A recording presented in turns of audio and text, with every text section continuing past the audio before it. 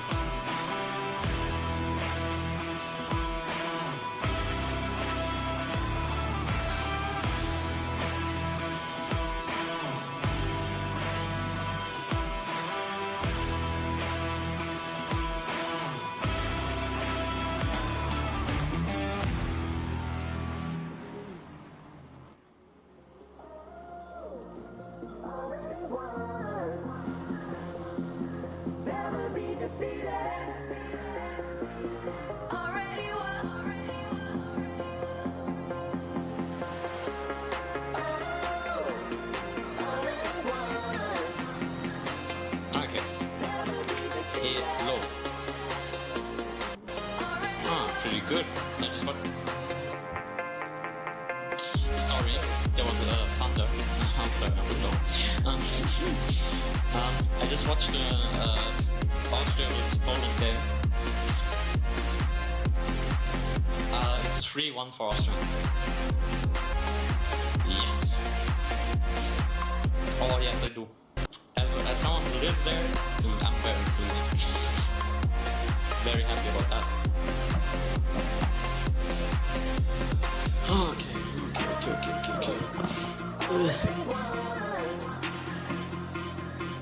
So, where do I have the thing?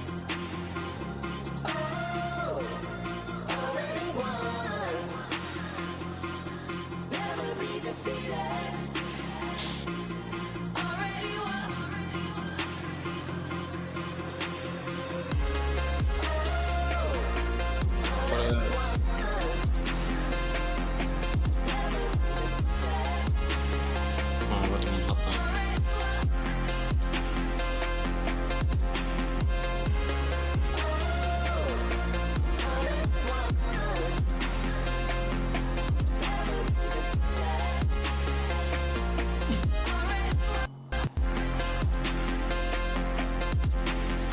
Yeah, they can hear me usually, which I don't get.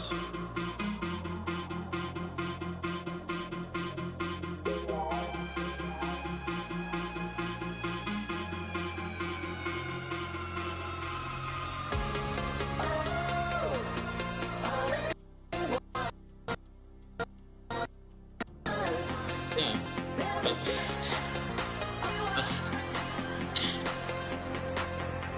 yeah, well, it's only with you as well. When I was doing it with Mac, it wasn't like that. I don't know. Real awkward.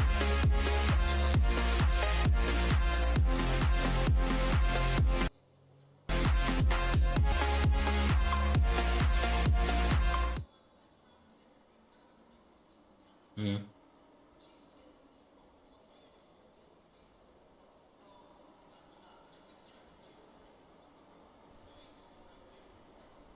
Well, hello. Good evening, ladies and gentlemen, and all of those else. We are here tonight at Donington Park for round 4 of the Toga 24 in 2.4 series.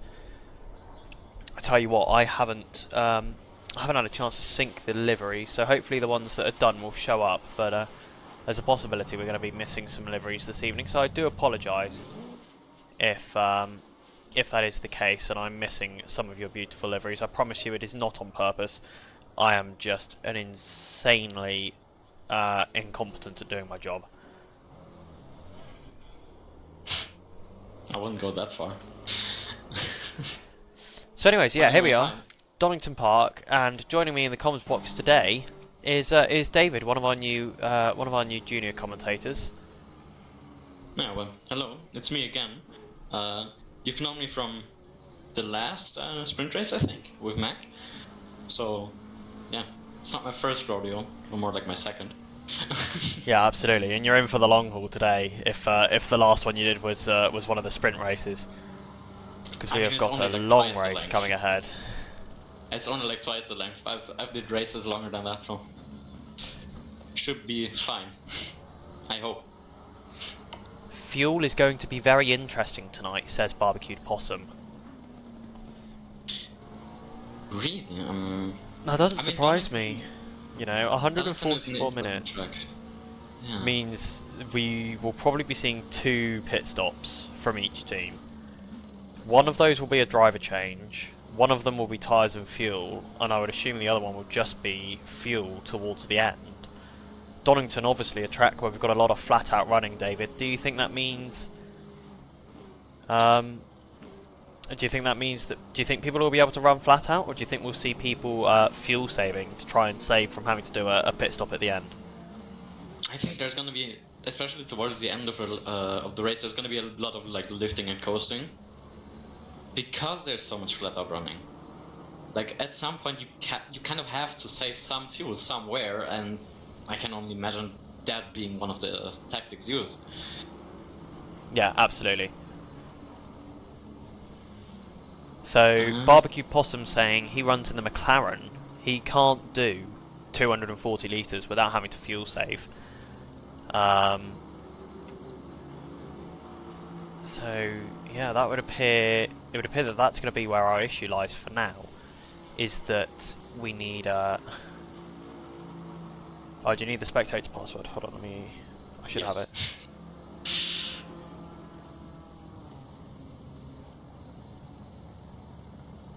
But yeah, I mean, especially cars with like a lot of that need a lot of fuel, they're probably gonna have to fuel save a lot, maybe even do a bit more stopping. No, absolutely. I think it's really interesting that the Barbecue Possum is saying he can't make it on he can't make it in the Bentley, cause, in the McLaren, sorry, because generally that is considered one of the, not necessarily the best cars, but it's considered not a horrific car for fuel saving because of how, you know, aerodynamically efficient it is with its relatively low riding shape of the car.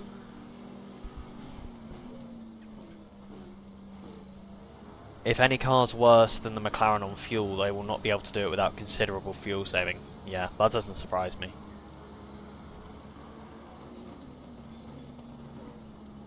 Although I can't necessarily think of many cars that are much worse than the McLaren on fuel. At least not off the top of my head.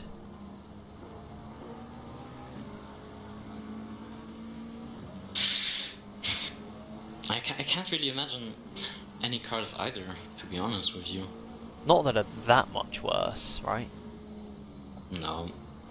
There might be a couple that are similar, but I wouldn't imagine there are any that are massively worse for sure.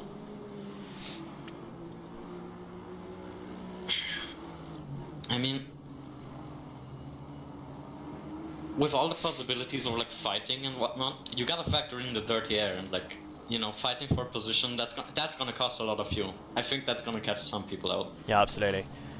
And Barbecue Possum saying the same thing. Barcelona last week, easy with no fuel saving. So he's hoping that some people get caught out this week and have to do a splash and dash towards the end of the race, which could absolutely play into the hands of some drivers around here. And it's a really massive tactical thing between you know, the difference between having to make an extra stop and not. And it can sometimes be a really close game as to whether the amount that you fuel save is going to cost you more time than the guy ahead of you having to make a pit stop. Yeah, definitely. And it can be really difficult. I don't know about you, David, but when I'm fuel saving and I see the car in front of me pulling away, I find it really difficult to not push because I want to keep the gap close. But I mean, yeah, I think that's more of a mentality thing. A lot of people are gonna be like more used to endurance running. They won't really have that itch. They're probably gonna go for that long game that we're kind of used to seeing in such races. While Yeah, people that are more used to like sprint racing, they don't want to lose that title. They're gonna be there, and I think that's gonna be an interesting dynamic to say the least, because some people are gonna like really take it easy and be like, okay, it's fine, it's a long race, while others they're just not gonna let off. yeah, for sure. So Barbecue Possum saying the difference for him was about 0.4 a lap between map 1 and map 2 in the McLaren. So for him, it's far quicker for him to save the fuel in map 2 than to make an extra pit stop, because he'd need to do what, 30 laps or something. He'd need to lose enough time for it to be a pit stop. So yeah, that makes a lot of sense. Yeah. Because it won't need loads of fuel saving. It'll only need a few laps in each stint. I expect would be enough. I mean, do you think we're gonna see a lot of splash and dashes? I think there's possibly going to be people that get caught out that end up having to splash and dash for sure. I mean, I think some people actively like try to put that into their strategy to like splash and dash. Yeah, possibly. Yeah, and there'll possibly be some people that will. I don't know if there will be many, but maybe if there are people that know that they can go out and be really quick on a full fuel tank, or just less than a full fuel tank, we might see some people opting to take a lighter car at the start of the race and commit to a two-stop strategy really early on, and go for overall pace off the start, and have 2 pit stops but with lighter fuel tanks on each stop. I mean, yeah, but they're definitely gonna have to haul. They're gonna have to haul like crazy to like make up that gap of that second. Yeah, absolutely. You'd need to be half a second to 0.8 a second a lap quicker every single lap to make the benefit from having a second stop for sure. Only 17 cars currently in the server with a minute and a half left of free practice. Slightly disappointing. Had 22 checked in, 18 now on the server. I mean, some people might have like trouble joining, because like personally I have trouble joining right now, which is kind of weird. So that might be a factor in that. Why not everybody showed up? Oh, brilliant! Are we having issues with? Seems like it, and it also seems like the world is going under right now. For a bit of context, there's heavy rain where I live at the moment. And it's not uncommon for houses to get hit by lightning, so if I disappear suddenly, you know what happened. Yeah, or if you hear a sudden crackling sound, we'll just assume that you got struck by lightning, will we? I mean, fun little anecdote there. One time a house in my street got hit by lightning and it exploded. Whoa. So that's crazy. You know, we really anything can happen from the racetrack and off the racetrack. Yeah, let's see. I'm quite excited. Here we go, 19 cars now in the server. Fastest time at the moment set by Davide Mantalesi in the 129 Ferrari 296 GT3 car, 127.307. Big gap back to the next car, which is Sal Weissman's. 6/10 that gap back to Sal Weissman's from the Belgian racing team in P2, the 777 Aston Martin. Barbecue Possum, who I now have worked out is Luke Wilson, is saying Mandalasi very fast, quickest on pace last week, and that is why he was one of my first recruits as part of the Toga Esports team. Because I knew he was ridiculously quick, so I jumped on the case with him the second we set that up. Sounds like a pretty good idea. I'm gonna try to fix something so I can maybe join the server, so I'll be right back. Yeah, no worries.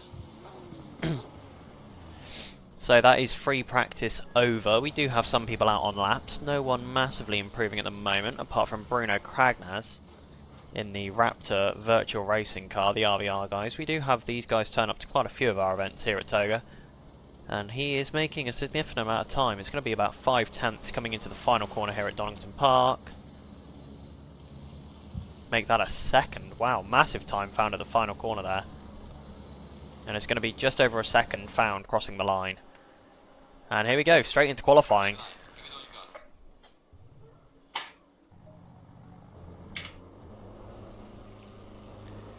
Straight into qualifying. And first out on track is going to be, I believe, that is that'll be Weissman's. His first out on track. Indeed it is, in the 777 Aston Martin. Welcome back, David. I can hear you moving back into position. Trying everything to get this working. Nope. Truly does not want me in. Are you getting any error or anything, or is it just not? I'm getting the wrong password error, and it shows me that there's 0 drivers connected out of 50. So, oh yeah, it does that weird. sometimes. Hold on. Give me 2 seconds. Oh, I can give you more than that. I've got plenty of time. Well, 30 minutes to be exact. I might be able to...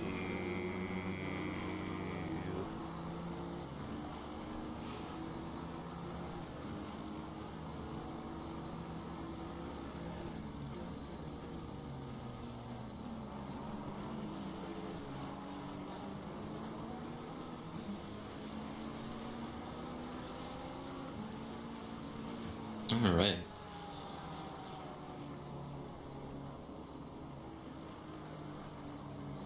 Quite a few cars out on track already, gonna lie. Probably trying to capitalize on that optimum track we have right now with... I feel like this is the same password I sent last time. But just try it again in case there was an issue with the last one. I just might. Oh, those are, oh yeah, they are quite different actually. I'm blind. I can't see. Ah, this one worked. Great. Wonderful. So we are now back to having a full commentary complement. Hello Todd, how are you doing, mate? Hope you are doing well. Right. Todd there, wishing everyone the best of luck in YouTube chat. Thank you very much. If you guys are watching the YouTube live stream and enjoying the content that's coming your way so far, please make sure to hit that thumbs up button, and if you're not subscribed, make sure to do that as well. Toga Motorsport bringing you weekly racing action, 3 days out of the week at the moment we've got racing action on. So make sure to come and join us. We are going to be a little bit quiet over the next month or so, because our owner Hayden Sweet is a massive football fan and therefore is completely captivated by the Euros rather than doing racing. I mean, the Euros are they're a big deal, you know. Yeah, they're a big deal. I'd say that keeping your, you know, your thriving community running is a pretty big deal as well. But hey, whatever Hayden wants to do, right? But like, you can't have 2 big deals at the same time, can you? No, I know what you mean.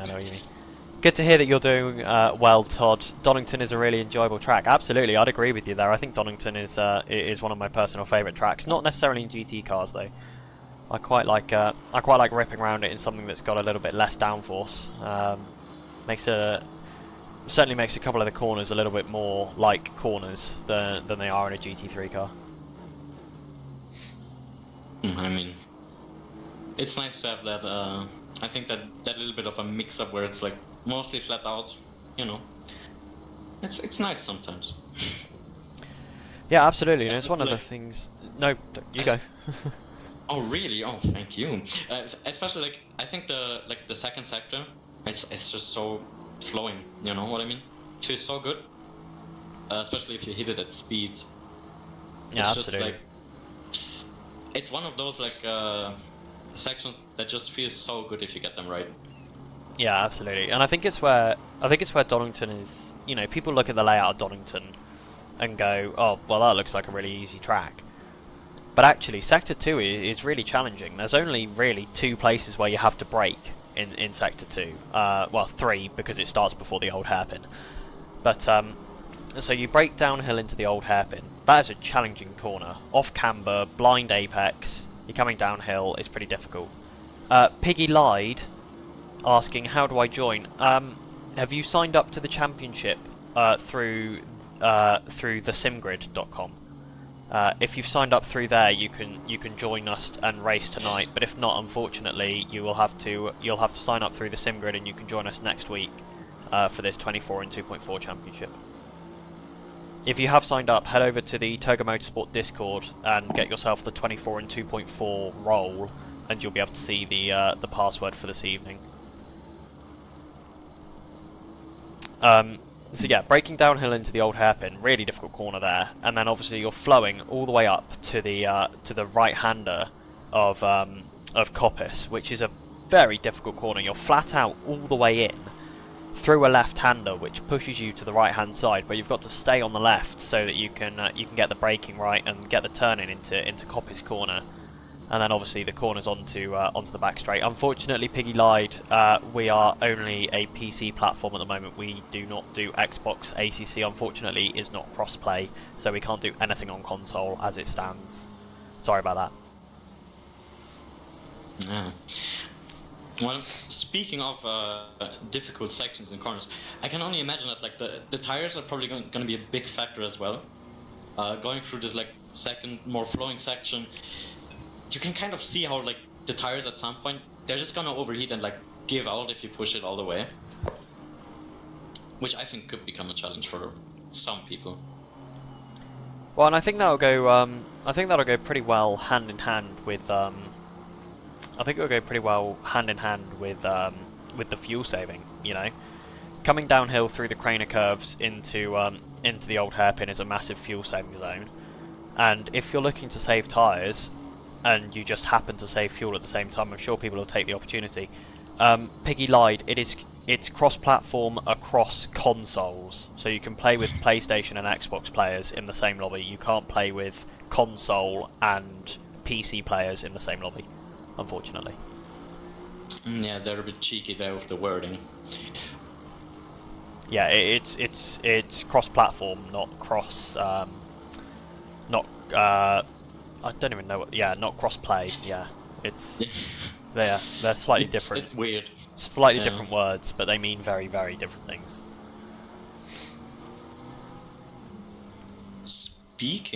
No, not really speaking of, but looking at qualifying right now, we can see the 1 to 9 car in the lead currently on pole.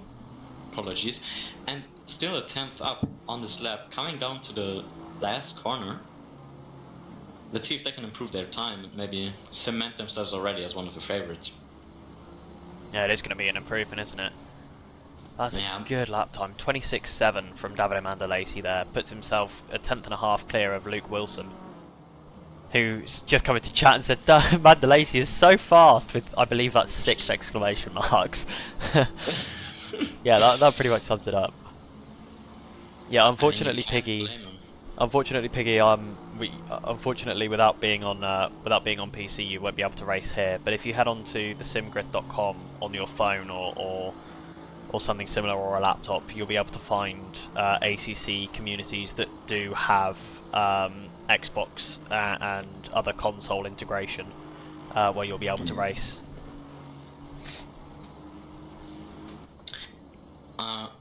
Speaking of improvements, Van Nimmen, also driving in the Sprint Cup, and also here in the 2.4, 5 tenths up on their previous lap currently, heading into the third sector. Yeah, I was about to say that. Keep it going Massive through improvements. that gaining a bit time, I think. Yeah, they're gaining a tiny bit, going down to this like square-ish corner. Yeah, weird square hairpin that Donington has got here. So, Finding even more time, finding half a tenth there. yeah, absolutely. This is going to be a really big lap from Ronald van Nimmen. He can find even. I think he found even more time. Did he not? Found time through the apex, but lost it on acceleration. But it's P5 overall. Oh. Really strong lap time from yet another of the Raptor Virtual Racing guys. Davide Mandalesi coming into chat saying, "Hey everyone. Hey Davide, how are you doing tonight, mate? I hope you're well." And Luke Wilson immediately responding, "Davide, please slow down." I have a funny feeling that's one thing that Davide is not going to be doing, unfortunately. Oh, come on. he might want to give a bit of a hand there. There was a big improvement just then for Finlay O'Reilly in the number 59, Garage 59 McLaren. He found about 6.5 tenths, I think, went from P11 to P4, just half a second off the pole time at the moment. Gotta say, everybody's pretty good right now. They're all doing pretty hot, not gonna lie. Davide Mandalesi's... Oh, no, you go. No, you please, you go. Davide saying that rather than slowing down, he'll put his teammate in the car. So Alberto Usai is out doing driving. I mean, that's one way to solve the issue. Yeah, absolutely. Then saying, "Hey Ollie and comms box, I'm all good but very sweaty." Yeah, well, that somehow doesn't surprise me. I would assume after doing that lap, I'd be worried if you weren't sweaty, to be entirely honest with you.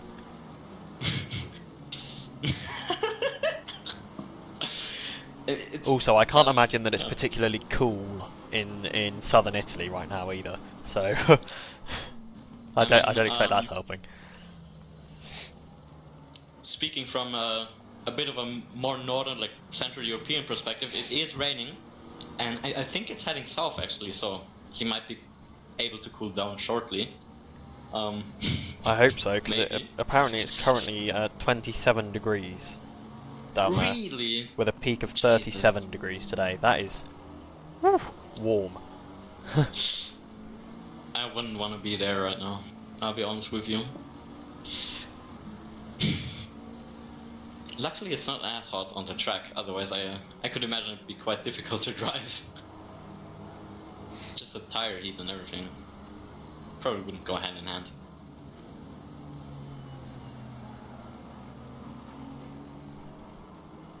Yeah, Piggy, that is not poor pace at all, but unfortunately we can't do anything as we don't have any servers or any staff to run a console side of things at Toga. So yeah, like I said earlier, the best thing you can do is head on to SimGrid and find a league that is dedicated to running console races for you guys. As Ronald van Nimmen sets another personal best to go P3, just less than 4 tenths off the pace. Not gonna lie, he's a very quick guy. I've been impressed by him multiple times by now. He's got something, you know. Yeah, I know what you mean. Mondelez is saying IRL it's 38 degrees in Rome. 38 degrees. That is Jesus insane. I wouldn't even be attempting to drive if it was that hot. Really? No, God no. Do you understand how horrific the heat is in England? No. So I don't. So I can't comprehend it. So you know how when you're in like France and Italy, they have what they call dry heat. So it's really hot, but the humidity, but the humidity is like 4%. Oh, no. So for example, yesterday it was 22 degrees in the UK, which doesn't sound too bad, but the humidity was 68%. That sucks. What also sucks, Ben Spyro was on a 1.5 second improvement on his lap, and then he invalidated. Yeah, I saw that. Oh, that gotta hurt. That's gotta hurt. But he knows he has the pace though. Yeah, absolutely. The pace is there in the Gran Turismo 991 Aston Martin. And he's just gotta let it be valid. Yeah, to absolutely. He can drive the exact same lap, and I think driving from that kind of perspective, it's gonna be pretty easy for him to improve there. And Lantern there, our head commentator, saying thank you to Davide Mandalesi for the best wishes and wishing that Davide has good luck in tonight's race. Thankfully, I don't think he's going to need much good luck because he's not starting in the mid pack, so he should, touch wood, be safe. I may have just cursed him. I'm very sorry.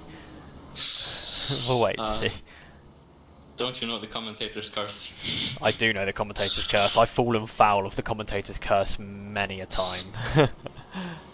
Well, this might be another one of those. Let's hope it won't happen for him. It just might. Just might. Curse away, Ollie, says Lantern. Yeah. I don't want to deal Davide a bad hand, although actually he is racing for he is racing for the not Toga team, so who knows? I might just No. I might curse him a little bit, not too much, I promise. Not too much. Wow, are you gonna be nice today? I'm always nice Try to him. I not don't know to what you're curse. talking about.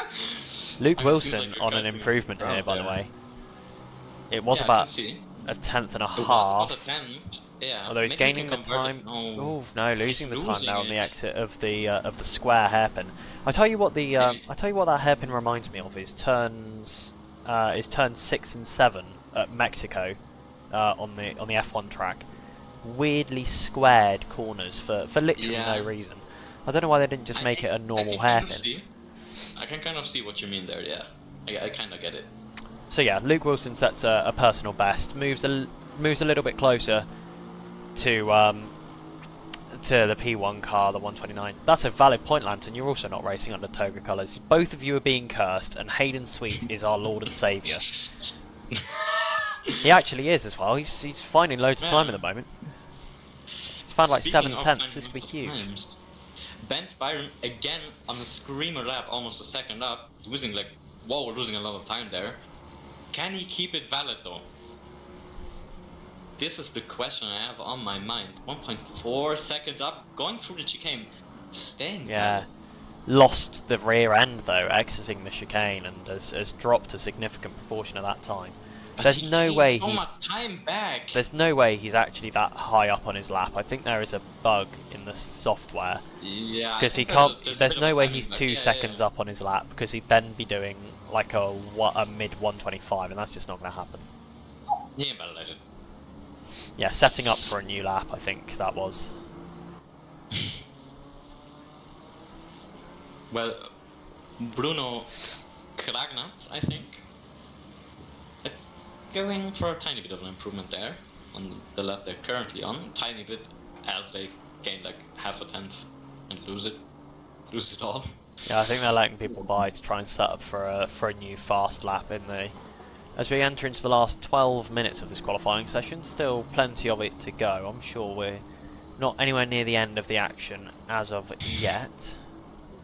Oh no, most definitely not. And Luke Wilson has just set an identical time. Luke Wilson has set an identical time for pole position. That doesn't happen too often. The number 129 Ferrari is on a 126.650, and Luke Wilson in the number 69 JP Motorsport car is on a 126.650. I don't quite understand how that has managed to happen, although it looks like Usai might be improving right now. The 129 car might put a little bit of daylight, just a tiny chink of daylight in that gap right now. I don't think they're going to. Oh, maybe they will. Oh. I think they will. It's going to be tiny, but it's going to be a gain. Oh. Look at that, Luke. You got to go out and find 35 thousandths of a second, mate. I'm pretty sure he's gonna find that. Interestingly enough, he was slower in the first and second sector, but faster in the third, and therefore gaining that identical lap time. So just finding that tiny bit of time in one of those other two sectors, and he should be golden, I think. Yeah, absolutely.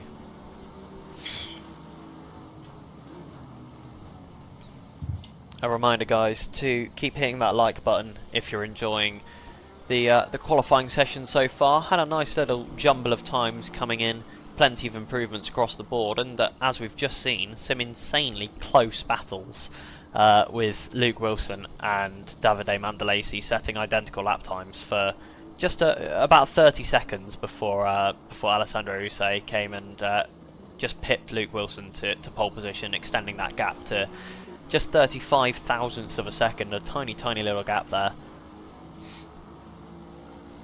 But the gaps across the whole field actually at the moment not looking too bad. We've got the top 17 covered by 2 seconds, which is not bad at all, but lots of people now improving. Finlay O'Reilly is improving. Attila Lazar is improving in a big way as well, about half a second there for Attila Lazar. Oh, 4/10 of a second, 3/10 of a second. Oh, losing a lot of time through the back straight chicane there. But any gain right now that's more than a tenth and a half will find them at least one position. Ben Spyro is going to come to the line and improve. No, he doesn't. His timing is definitely bugged. What? Yeah, that was weird. That was really weird. However, Attila Lazar will improve. That was a really solid lap. Yeah, not bad at all. Moves to just over 8/10 off of pole position at the moment, as we see the top 10 covered by only just more than a second as it stands. And there are improvements kind of scattering around, a lot of people not on valid laps as it stands. Bruno Kragnaz has managed to put a lap together and is going to cross the line to go to P15. They're 1.6 seconds off the pace. Yeah, what I find kind of admirable is the ability of Chris Davis driving in a GT2 car, if I see that, and only being a second off the pace, currently in P11. Yeah, those are some insane laps from Chris Davis at Dive Bomb Motorsport. Yeah, that's like really impressive, I'm gonna lie. We've got new subscribers. Maybe you can find some. Paul_95 is a legend and subscribed to the channel. With some of the GT3s for P10. That could be getting quite exciting. Especially since, I don't know about you, but I'm not too familiar about the fuel economy on the GT2 cars. Not brilliant is the answer. They're pretty thirsty. Yeah. Just a quick shout out, thank you to DPaulini_95, I believe that was the name. Let me just double check because I closed my YouTube chat because I've got a large brain. Thank you very much for subscribing to us at Togo Motorsport. I hope you're enjoying the content going on tonight. If you are, make sure to leave a thumbs up. Like I said, let us know what kind of content you enjoy, but also pushes it out to the wider sim racing audience and allows us to bring this brilliant racing here at Togo Motorsport to more and more people's screens every single week. It sounded almost like I'd rehearsed that. I hadn't. Are you sure? It sounded like an official company tagline or something, didn't it? Yeah. Yeah, well, corporate has instructed you to say all that. We don't have a corporate structure here, mate. We don't have the money for a corporate structure here. Keep telling that. I can already see the teleprompter in front of you. Oh, I don't know what you're talking about. I've got 2 screens so that I can manage the stream, not to have a teleprompter. What? What? I don't know what you're talking about. No. Oh, we could never. Hiya, Naughty Raccoon from the number 13 crew. Oh, Chris Davis, of course. I'm assuming it's not Chris Davis in the chat, seeing that he's currently driving around Donington. Yeah. But yeah, welcome in, Naughty Raccoon. Chris Davis, I'll tell you what, he's a very fast driver that you're paired up with there. Only 1.092 off the pace in a GT2 car around this track. In a track that must be pretty difficult for you guys. Lots of kind of high-speed, downforce necessary corners, which is not... I guess you could say it's not the strong point of a GT2 car. Yeah, but definitely the straights are. As you can see, they currently hold the fastest sector one time. Yeah, absolutely, and that'll be because downhill towards the Craner curves they will have acceleration. Downhill in the Craner curves and across the start-finish line, they'll have far better acceleration than the GT3 cars, so we'll reach higher top speeds into those vital braking zones. Yeah, has the fastest first sector by about half a tenth from what I can see compared to anyone else. So it is some genuine time being made there. Donington isn't a strong point for us, but we still have pace somewhat. I would argue being a second off the lead, off the GT3 pole time, is a bit more than having some pace. That is very, very quick. Yeah, I mean, the difference between like the GT2s and GT3s is only like about, I think, 2 or 3 seconds at most usually. So yeah, getting that down to like 1 second is and I mean, pretty, it can really depend what the track is as well. Just a quick welcome to Delta Stew in the Twitch TV chat. Of course, if you guys are watching on Twitch TV, please do make sure to stay there. We're trying to get the Twitch side of things a little bit more ramped up. So we ask that if you've started watching on Twitch, you don't switch to YouTube, and that if you've started watching on YouTube, you don't switch to Twitch. Oh, that's hard to say. You say that a few times fast. I'm gonna mumble my words there. Damn. But yes, like I was saying, the GT2s, it can really depend, because at tracks like the Red Bull Ring, you can have GT2 cars mixed in with pretty much the whole grid of GT3 cars. Yeah, because the track is like mostly just straights. It's yeah, just going, absolutely. like, back and forth. Yeah, it's really, really close. But yeah, welcome in Delta Stew in the Twitch chat. I hope you're doing well, mate. I'm doing very well, thank you. Me and David doing well in the commentary box tonight. Looking forward to some good racing this evening. Todd Brown accusing the GT2s of only being around half a second slower, which I'm not too confident about. I do think they have a bit of a bigger disadvantage due to the aero. Which is like, it's just time that they physically just can't make up. I would guess maybe if you're talking about like an esports level GT2 driver, like they could probably be closer to GT3 just because they can extract the most from their car. Yeah, surely. But yeah, I think for quote unquote normal people, I think about a second is very, very good going.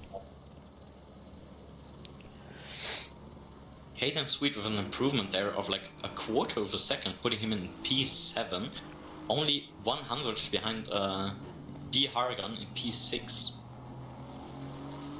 who is currently not improving his lap time though. So that gap probably won't arise in this lap.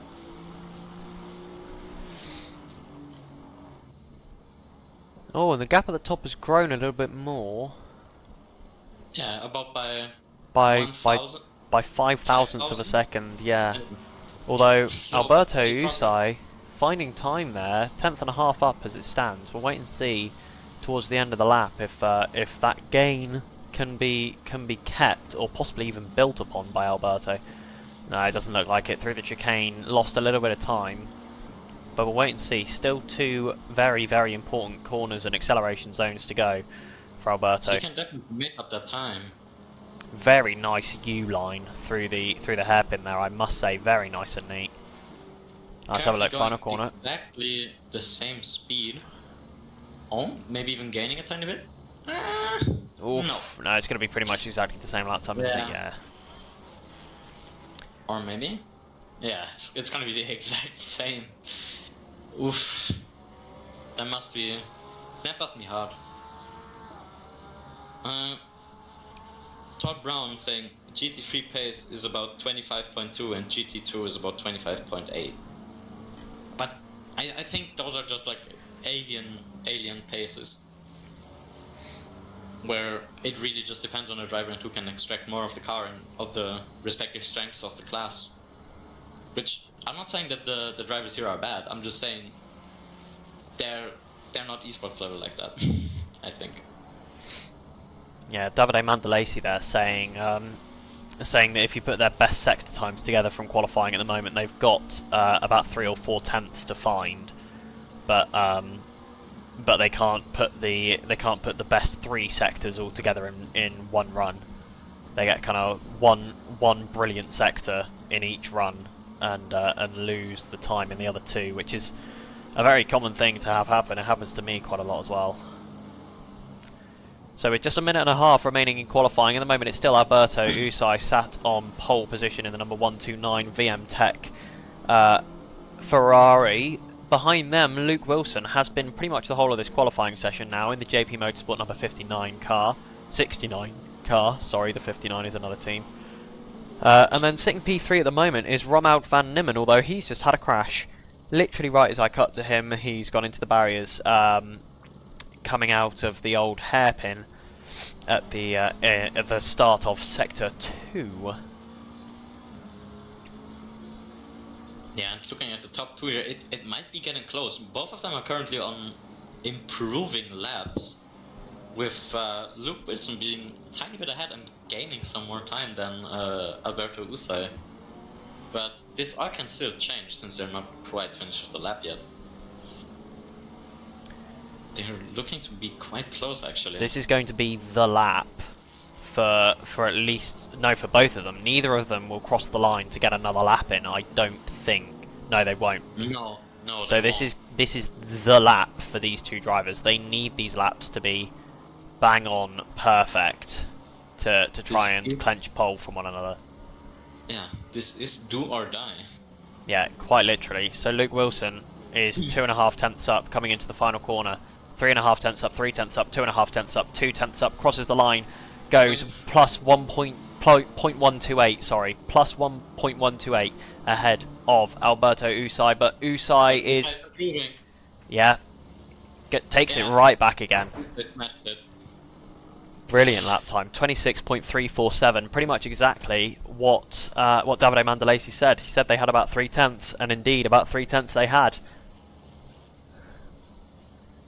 What a good lap. Brilliant. Both drivers there in the fight for the pole position place, improving on their final flying laps of the session and swapping positions as they did. Momentarily Luke Wilson ahead, and then Alberto Usai taking it right back.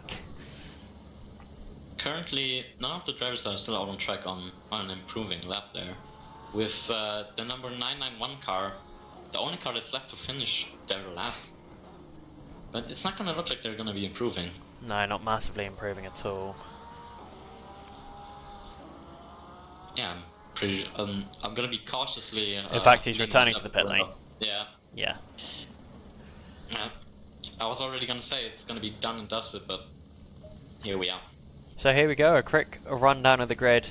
We've got Alberto Usai in P1 in the number 129 car, then Luke Wilson in the number 69 McLaren sits P2, just over a tenth off of the pole position time there. Then we got Romuald van Nimmen in the Raptor Venture Racing, I think, Raptor Vector Racing, I don't know, it's one of the two, I can't remember, RVR car, number 81 BMW, 4 tenths off pole position.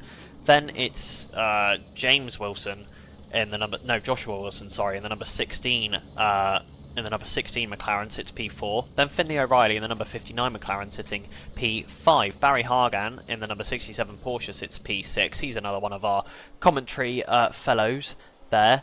Then we got Hayden Sweet, Toga, lined up in P7 with Sal Weissmans in P8 in the number 777 Aston Martin, the first of 4 Aston Martins on the grid tonight, ahead of Laser in the number 891 Aston Martin. Then we got Stephen Fays in the BRT Belgian racing team BMW number 28, rounding out your top 10.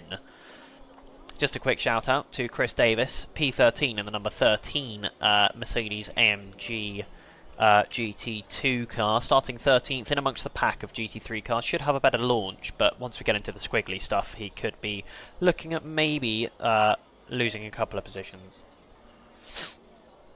I mean, definitely, it's gonna be a challenge for the GT3 cars to navigate around this GT2 during the squiggly bit, because like I can only imagine that GT2, especially on cold tires, being almost like kind of like a chicane in the corner for the GT3s. Yeah, I know what you mean.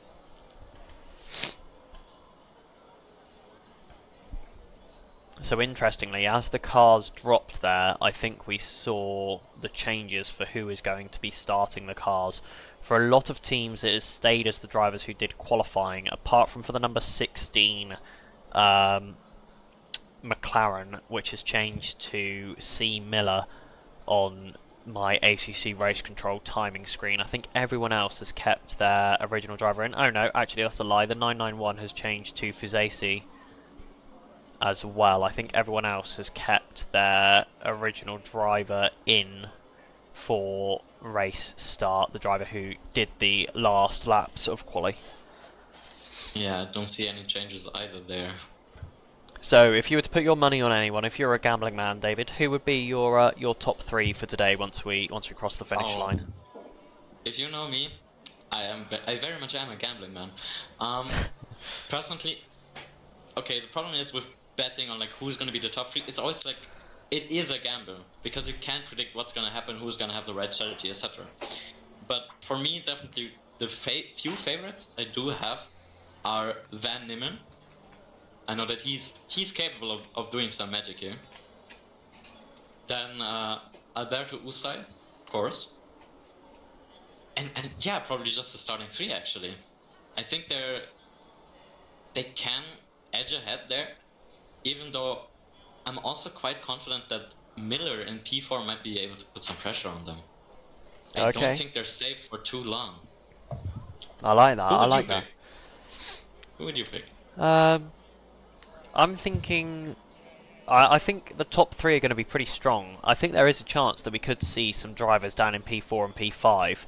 Maybe just finding a little bit of pace through the race. You know, maybe they haven't had the best qualifying as we get started here on the formation lap. As you can see, Alberto Usai pulling away just a little bit slowly. Actually, another thing we might need to consider when choosing those, it's gonna be dark. It's gonna get darker. And maybe some people are gonna be caught off guard with that, or might not really be able to cope with that, or miss their braking markers and not see them, etc. So this is definitely something you should watch out for. Yeah, absolutely. When choosing your horse to bet on. So race, once we actually get the grid formed, well, not formed, but once we got around this lap, I believe it's going to be about 6 PM that we get started for the race time. But we have got a 10 times multiplier on, so it's going to be, we're going to advance through the time very quickly. Yeah, which is like one of the factors that makes these 2.4-hour races special, because unlike in like 24 hours or long endurance races where the time slowly changes and you can like, you know, it kind of, you don't really like notice it as a driver. Here you really do notice it, because one time you go around the corner in one lap and the next lap it's just gonna be pitch black, which is it's kind of a challenge to get used to, I think. Especially as we're already working with like kind of a colder track. It's gonna be like even colder in the night when it gets dark, and I don't know. I think it could lead to some really fast times, but people on cold tires are definitely gonna be like caught up by that.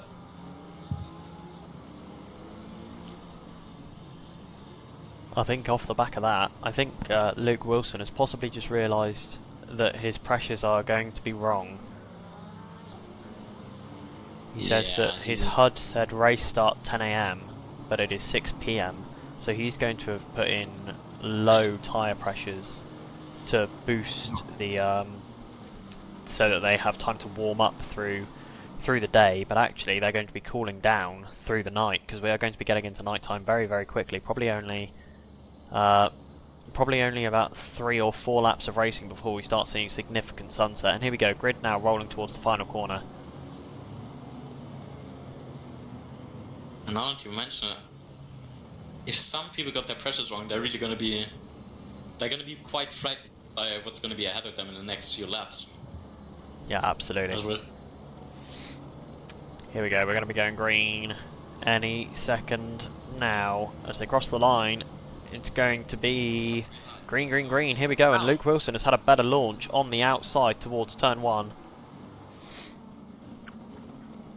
Looking into the midfield, and Luke Wilson already going on. Luke Wilson has made it around the outside of turn 1, but I don't think he's going to be able to stay there. I think Alberto Usai is going to have the better line. Indeed he does. Alberto Usai stays ahead for now. Movement. Oh, and there's contact. Someone's off. Who is it that we've lost? I'm trying to work it out. I think it's Lazar, the 891 car. Yeah, then 891 car is off. Safe rejoin from the Aston Martin there. It's all good. But lots of positions lost indeed. They're having a rough time now. Yeah, they're gonna be in the rough. Oh, someone else off as well. Barry Hargan, that was, going off track in Coppice. Lost a couple of positions, nothing too major, thankfully. So far, we're going pretty good. And now possibly a move. 30 car. No. I'm a 30 car, having a bit of a look. Backing off just in time. Oh, there's been contact at the chicane. Yeah. Not sure who it was. I think it was Kragnaz. He was definitely involved. And possibly Stein Donkavold, Tristan Dobson. No, I can't find who it was that was involved. If they left the session, possibly, whoever it was that was involved, I think they might have done. They almost, yeah.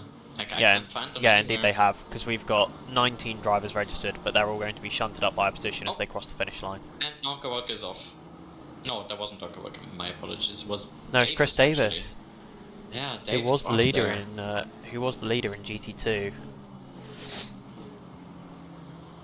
Nah, he's not gonna be amused by that.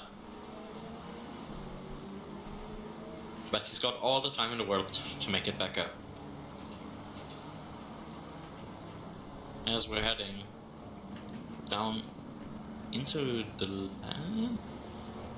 ending of the second sector of the leading pack here, Usai already having a gap of about a second to Wilson there. Almost looks like he's gonna drive off. Yeah, Wilson possibly suffering from those.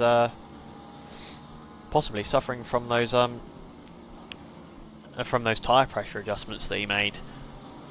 Yeah. Possibly just meaning that he's not got the grip at the moment. And Money is Happiness 007 saying, "Hi, where is Limpar?" in the Twitch chat. I'm not too sure who that is, unfortunately. I can't see anyone currently driving called Limpar, and I don't know if we've got any teams by that name, so I'm not quite sure who I'm supposed to be looking for there. Yeah, I can't see anything either. I think we have to disappoint there. As we're now just slowly settling into the race.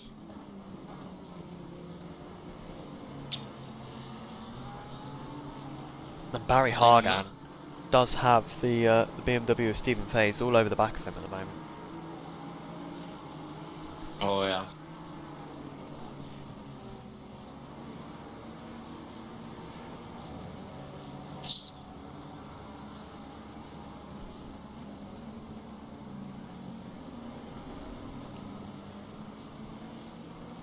It's incredible how they're able to follow quite closely through the second sector there. I'd imagine they struggle more with like dirty air or something, but I guess they're all managing quite well. Oh, Attila Lazar looking for a move. Door is closed by Sam Ganley. He's allowed to do that. He was fully ahead. Although maybe Attila Lazar now looking up the inside of the chicane. He doesn't take it like that, yeah.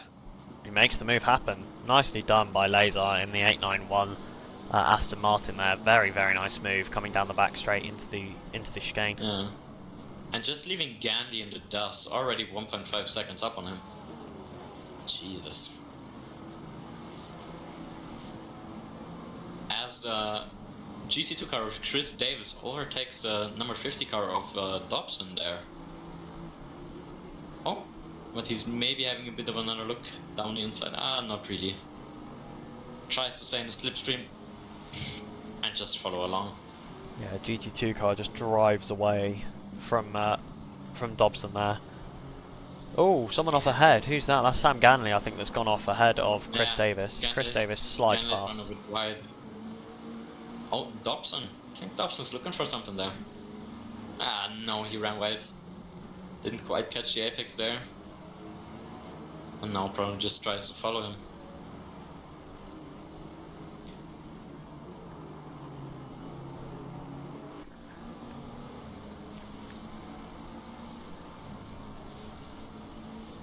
What's happening in the back there? Donkavold fighting with Dekawa?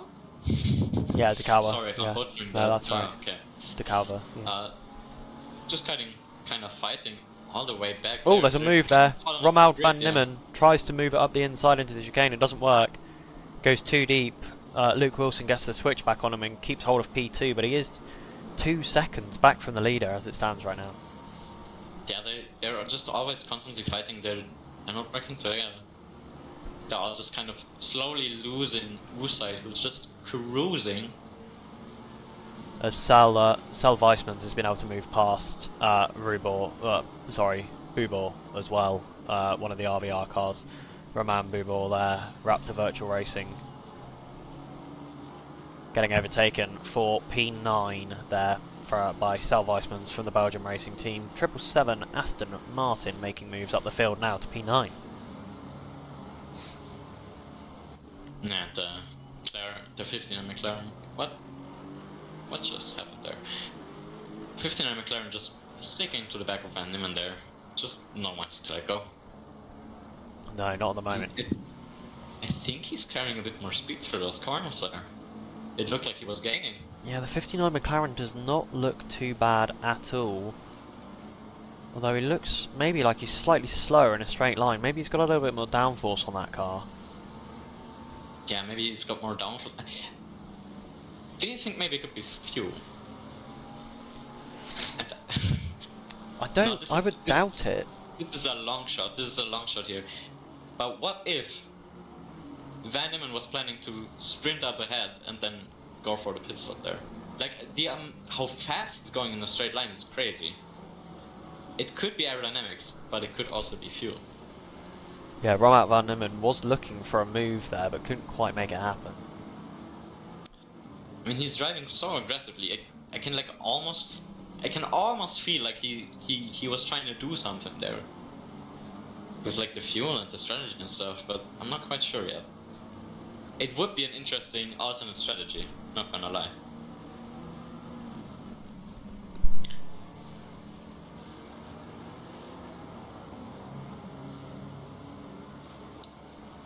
As they're still quite close and just kind of going along in this free pack of them.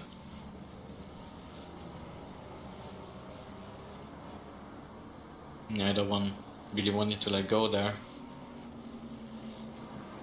As further back in the field, we don't have that much going on. There's a train of cars from P6 to P8, I think. No, just P6 and 7. Hargan. Wilson getting kind of closer to Haven, having a look, braking there. It almost looked like kind of trying to set up a move, but not really knowing how to. I think getting a bad run down there, and the P7 car, the 67, kind of getting closer and closer to Wilson. Yeah, it's just in the braking zones really, the BMW inching up to the back of the McLaren. Although actually that time... Wilson running wide. Hargan maybe having a look through the second sector there in the 67 car and making the move stick. He's through. Yeah, Barry Hargan making it work on Joshua Wilson there. Oh, and Wilson is not looking too hot. Faye's already all over the back of him. He's looking to get that move done as quick as possible. Oh, Finley O'Reilly might be making a move here for P3.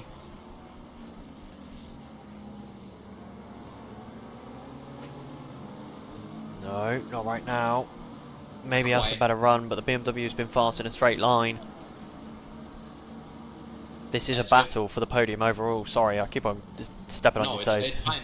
There's just so many battles going on all over the place. For P6, for P13, there's battles happening all over the track there. Move made. Stephen Faye's getting ahead of Joshua Wilson into the hairpin. He seemed to really struggle on that last lap as the track cools down further.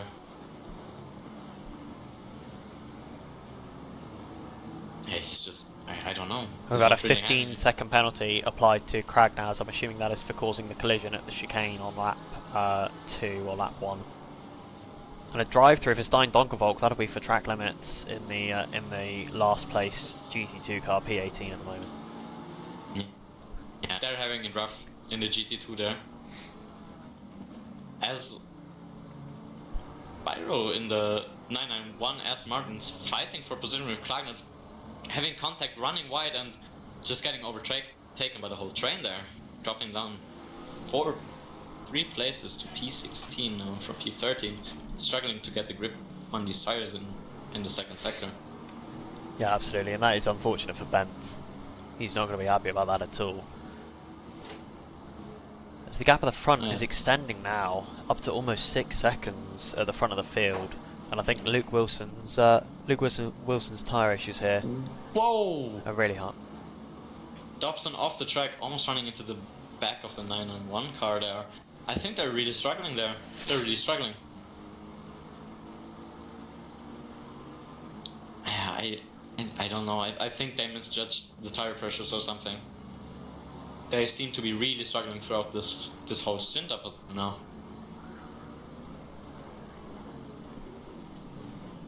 Yeah, absolutely.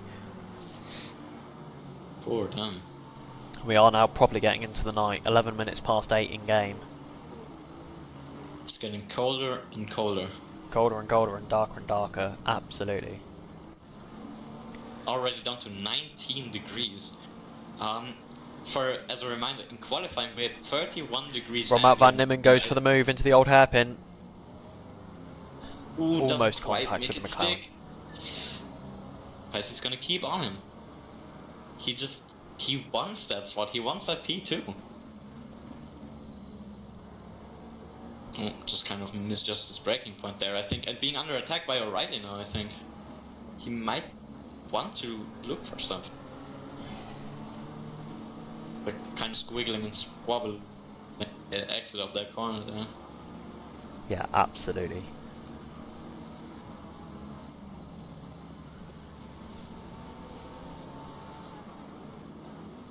Finley O'Reilly getting the better run that time, but I don't think there's going to be anything going at the hairpin for him.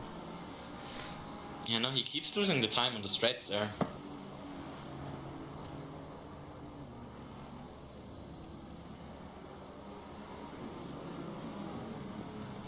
The train behind them really is magnificent. How can I?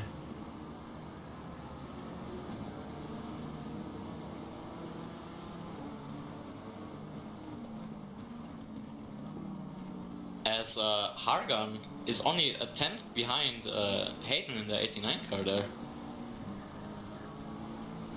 Oh, he's having a better sweep run wide and he's through. Capitalizing on the mistake of his adversary there. And just driving off now. Yeah, unfortunate for Hayden there. Oh. But it's what we're going to see as these drivers start wrestling with the darkness around Donington Park right now. We are going to see drivers making more mistakes as they get used to driving this track in the dark rather than in the day where you can see. I was about to say where you can see every apex perfectly, but there are so many blind apexes around this track, you can't even do that in the daytime, so... Yeah. I mean, and it's getting colder and colder. We dropped another degree. Which, just as a small reminder, in qualifying with ambient of 31 and track temp of around 21, 22, 23. Absolutely. So it's significantly colder.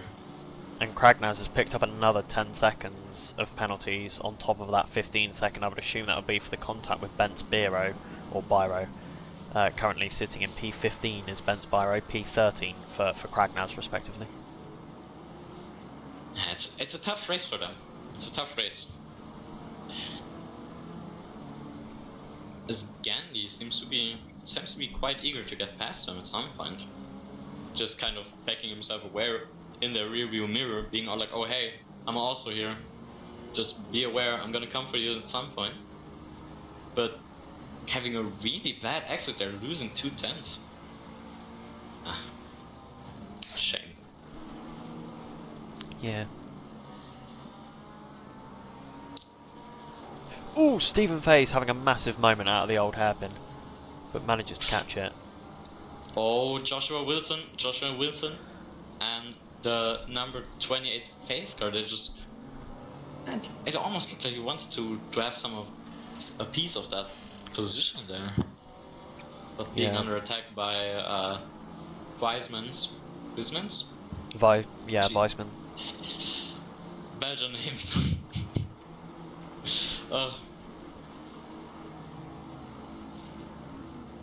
But yeah, only two tenths between those. Oh, Romain van Nimmen has got ahead of Luke Wilson. I didn't see the move happen, but he's got ahead. Now P2 from Romain van Nimmen.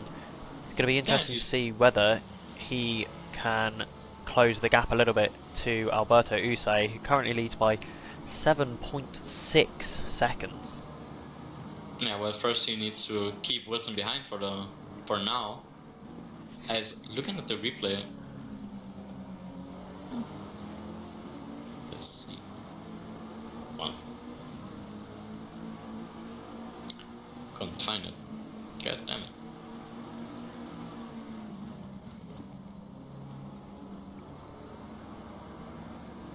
Well, seems like they're now all kind of settling in again. Not that much fighting happening all over the track.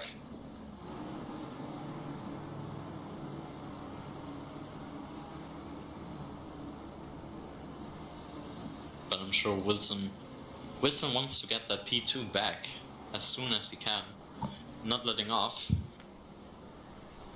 keeping the distance at 3 tenths roughly. Yeah, there's a similar gap at the moment between Barry Hagen and Hayden Sweet.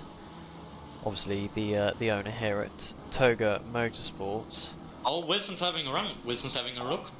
Trying to go around the outside of that square hairpin. Maybe going for a bit of a switcheroo there.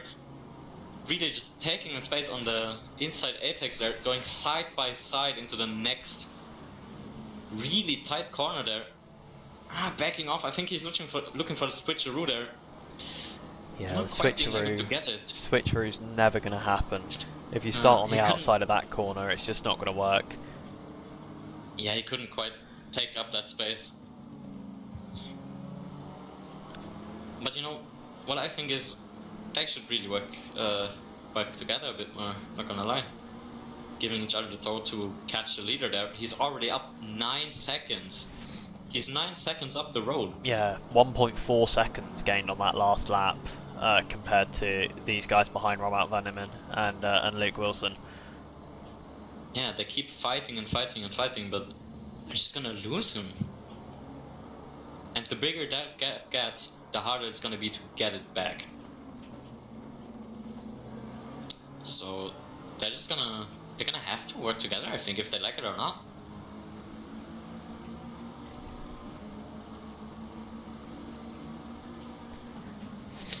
.4. The gap just keeps growing though. I just don't think they're able to cover it right now. Sam Ganley currently tucked in behind Kragnaz. Although I don't think he wants to be there for too long. The gap just 0.3 of a second. But I don't know if he can get past them anytime soon. He just needs to be that little bit closer. Yeah, absolutely.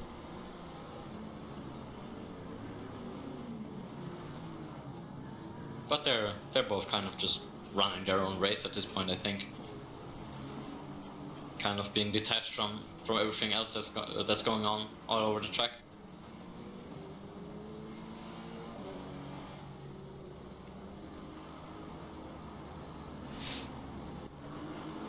Which Oh, Hayden's Hayden off? Sweet. Massive moment for Hayden. Not sure what's happened there. he's had a huge moment. Yeah, just kind of running wide, touching the grass there, trying to accelerate, and then, yeah, just spinning out. Yeah, It's really just- unfortunate for Hayden. All that hard work, sat in P5 for a long time in this race, then down into P6 and now down to P12. Oh. Yeah, really painful, but just one of those moments where if you're not careful, you're just gonna get caught out. And like seeing where kind of the green curb-ish type area ends and the grass begins can be quite difficult in the dark.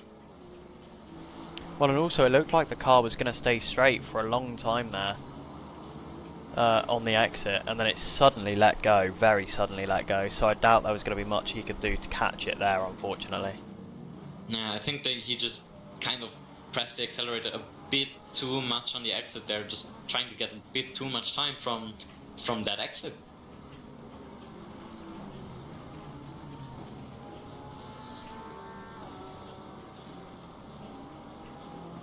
as we can see a battle for P9 going on with Lazar just trying to have a look on Bubor. Just trying to edge him out on the outside, not quite able to keep himself there. Backing off, and looks like he's gonna try again. Oh no. No, not this time, I don't expect. And the gap at the No. front momentarily did hit 10 seconds there. A big gap opened by Alberto Use as we come to the 2-hour mark left to go in this race. That's a rough one. Yeah, 10 seconds. And he already has a gap of like 1 second to Wilson, and Wilson has a 1 second gap to O'Reilly. So I think they're just trying to manage, just trying to get like their strategy working for them. Yeah, absolutely.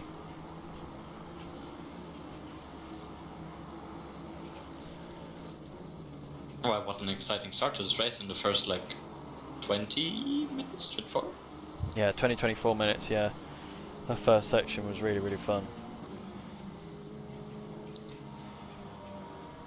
Yeah, as the number 30 and the 891 car just kind of try to go at each other again.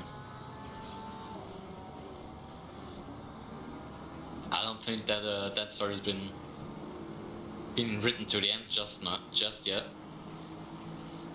as they're always keeping the same distance roughly, with Lazar always gaining on the straights. It looks like. Oh, having a bit of a moment there, just sliding the wheel a little bit.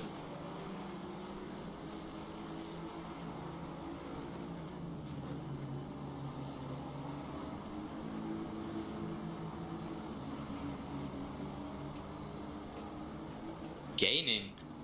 Lazar's gaining on Buba. Only a 10th. Looking towards the inside. Backing off just in time. But I don't think he's done yet. Both of them have the slipstream, so they're not really gonna gain on the straights. As I think... Was there contact between Buba and Wisemans? Let me see. If there was, it would have been very, very small. Yeah, almost, no, there wasn't almost unnoticeable, yeah. Yeah. As Lazar lost a second there. Just... Why'd I think?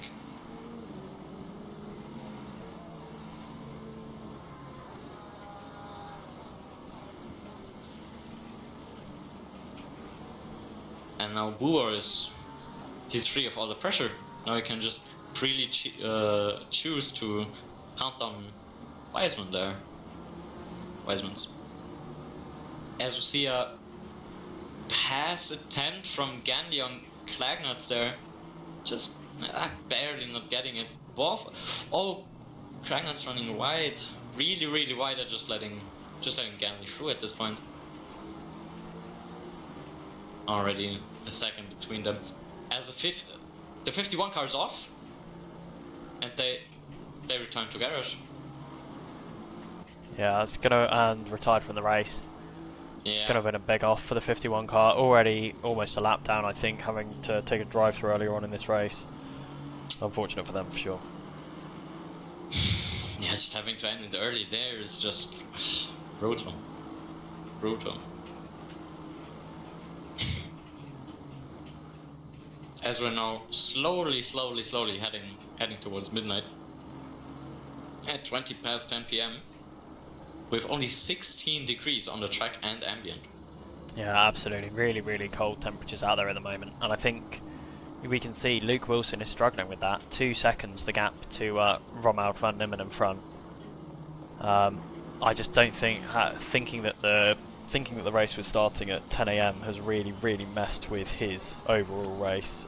Just not able to hold the tyre temperature that he needs, or the tyre pressure that he needs. Yeah. Really unfortunate. Which is a shame.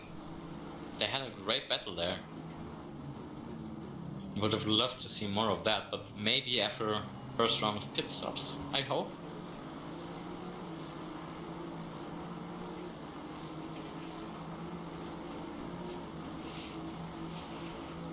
As we're gonna see, okay, everybody's just cruising.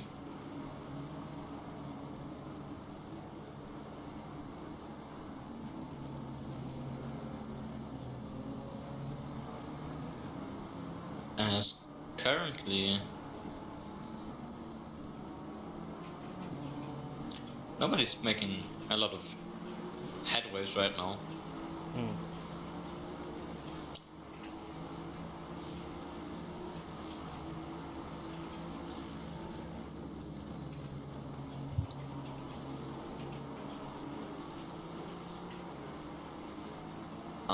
No, not masses of stuff going on right now.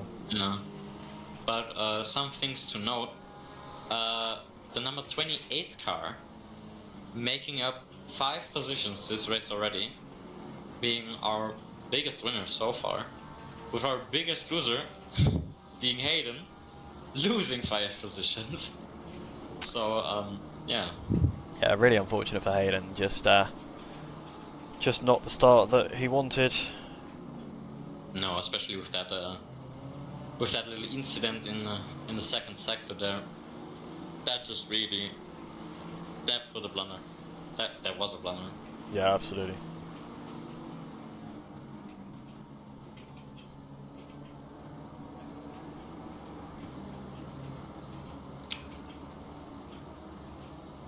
But I think it's amazing how close some of these guys race. Like P6 to P10, they're all just kind of in their own little train. Yeah, absolutely. Just kind of coming across to the first half of the back straight there. Straight? Does that make sense?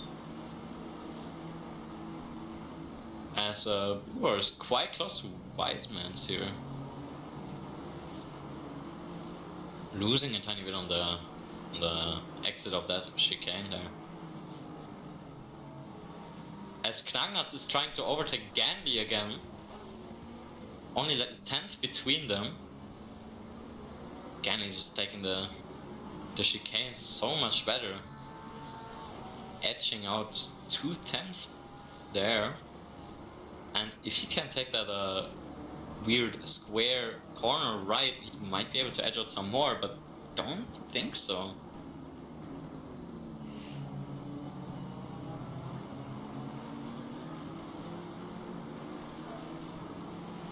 Across the field there's it's really quite calm right now.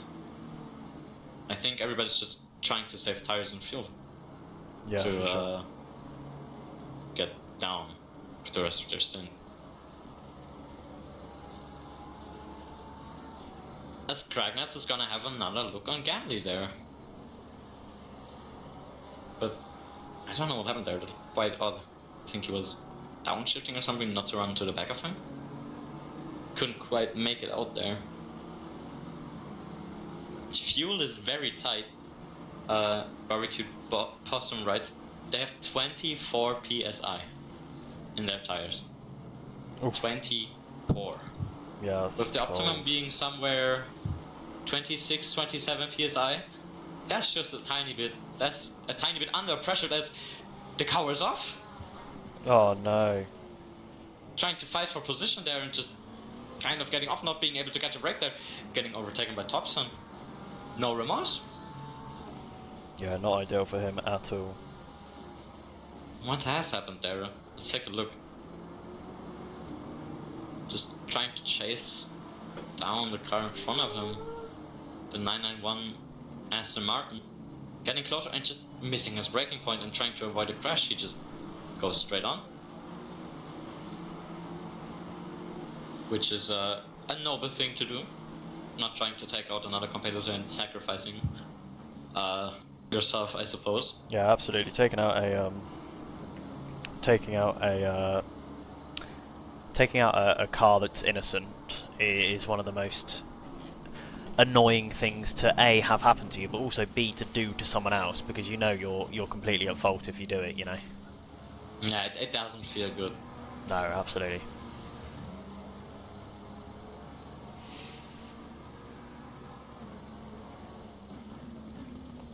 As I think some of the stories that have developed so far are quite exciting. Yeah, what would you want to say? Oh, sorry, I cut you off there. No, don't worry, it's all good. I was just saying this train from P6 to P10 is still strong at the moment.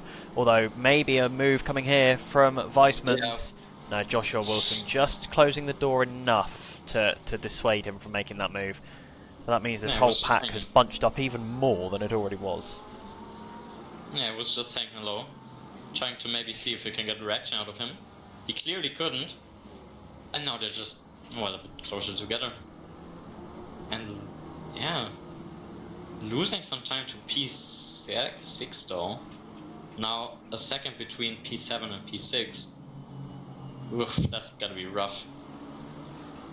While Lazar just kind of tried to have a tiny bit of a look on Boobar there, and then decided to back off for the second sector.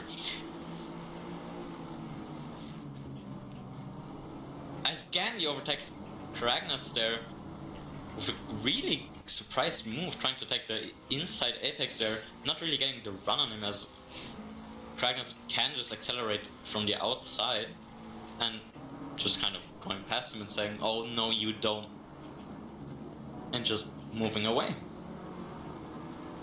Wow. As Gandhi doesn't want to have any of it, I think. He seems to be quite determined to get that P13 from Kragnats there.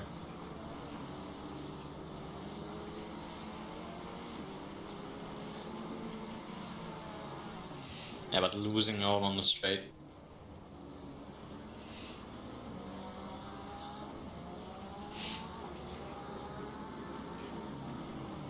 Yeah. Neither of them having an exceptional run through there, just kind of keeping distance. But Yeah. it looks like Gandhi is just a tiny bit faster over the whole lap. I think he came onto Kragnats like so many times by now. He just couldn't make it stick. Yeah, absolutely.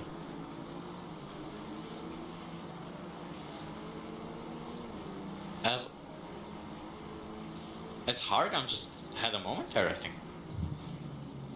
Oh no, O'Reilly had a moment. That just completely went, yeah, he went off, and then, oh my god, what's his name? I've been talking so much, oh my god. As Hargan just says thank you and takes it. Yeah, absolutely. And we see quite a lot now. We've got just things closing up again. Especially in this kind of battle that we were talking about between 6th and 10th. Only one car now within a second of the next, although that's now 2 as Josh Wilson closes back in again. But that battle pack just expanding a little bit, actually now covering P6 to P11 as it stands at the moment, actually. Yeah, I mean, it looked like Davis was able to catch them and just kind of eke out a tiny bit more. As we have seen our first lapping of this race with the leader Usai lapping Thompson there. Usai now 12 seconds clear of P2. Wow. Yeah, 12 seconds. That gap is just growing and growing. Which I can't say I'm massively surprised by. I don't think anyone's really had the pace to keep with Usai so far. So I think that's pretty much how we're going to see this race run. Is Usai and Davide Mandalesi staying well ahead of everyone for pretty much this entire race. As Barbecue Possum informs us that their pressures have dropped to 23 psi. Yeah, that's just really, really out of where you need them now. A PSI you can handle if you're down to 25 or 24.5. You can handle it. You can get around it. It drives okay, but when you get down to 23 PSI, that is just. It just becomes unmanageable at that point, realistically. I mean, yeah. It's only 13 degrees on track and ambient now. So I think everybody that's just slightly got their pressures wrong, they're gonna feel it. They're gonna feel it heavily by now.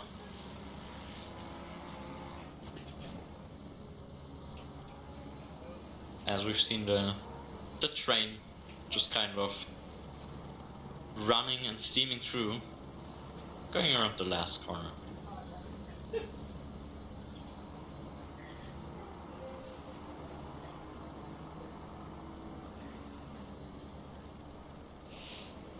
Everything just kind of stabilizing.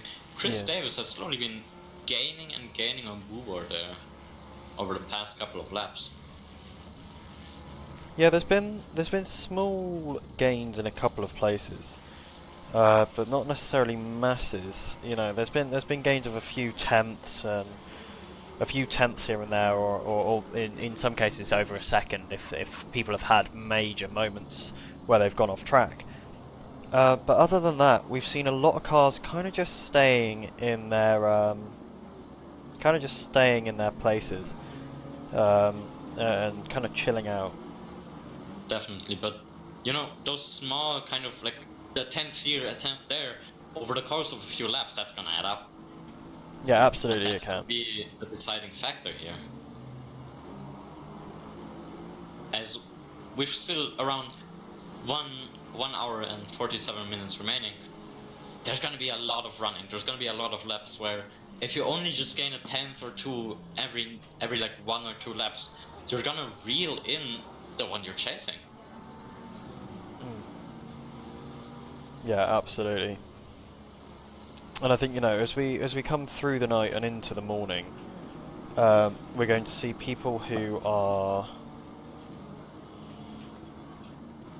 we're going to see the people who have got the tyre pressure calls right making more and more time compared to everyone else. So it's going to be interesting to see how it's going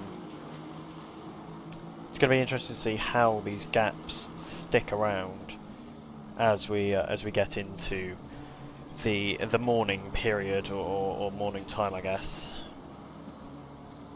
Definitely.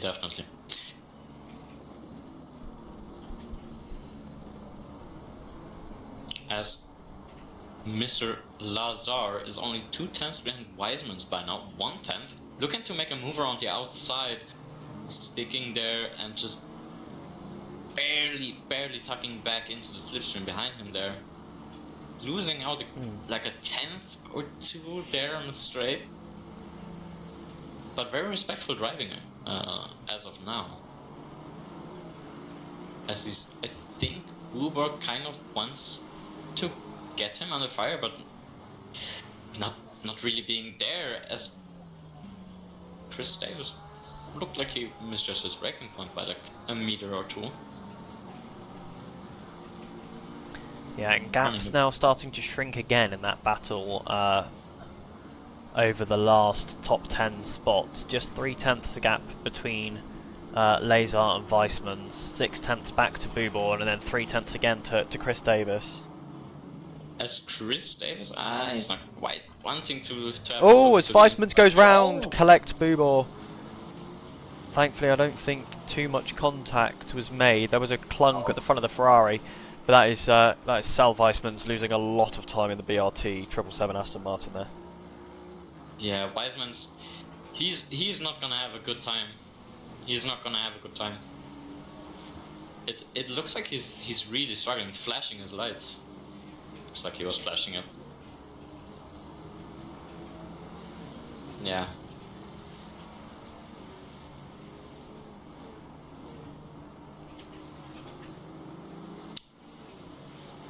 Well, that's just one of those moments where I think no one really predicts them, and they're really unfortunate. I wonder if one of them is going to pit earlier now to get the damage fixed. That could be an interesting strategy call to make, to kind of heavily undercut the rest of the competition. Yeah, absolutely. I mean, you as a strategic mastermind, what would you do here if your driver or you yourself got damaged there? Would you go for the undercut, or would you just try to fug it out as long as you can? It's difficult. I think it can have a lot to do with where your tyres are as well. I think if you're really struggling with tyres, there's a possibility that there will be a benefit to an undercut. But I can't necessarily see it being massive at this stage in the race.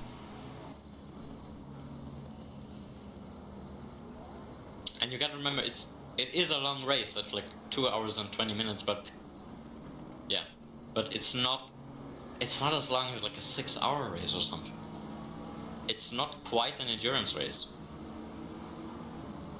Which, as someone who does a lot of endurance racing himself, I gotta say, in such small in parentheses amounts of times, or like air quotations if you will, they're just kind of hard to make, because if you stay out, you might lose more time than if you would be going into the pits, but you just don't know that at this stage. Yeah, right? absolutely. You can only like see that through like running and see. Well, you how only it know feels. it's going to happen when it happens, right? Yeah, and you don't know if you're gonna have some more damage or not, as Hayden's just kind of almost being really close to Chris Davis's GT2 here, as he just pulls away in the straight again. But he's gonna lose out on the second sector. I wonder how that's gonna unfold now. But yeah, as I was saying, they're gonna have to see how that feels, as we're gonna see a battle between Byro and the 333 car, as the 333 car goes wide, and I think I'm blind. Can't quite distinguish the cars at this stage here. No, yeah, you were right. The 333 car did run wide there. Yeah, dropping back to 16th now.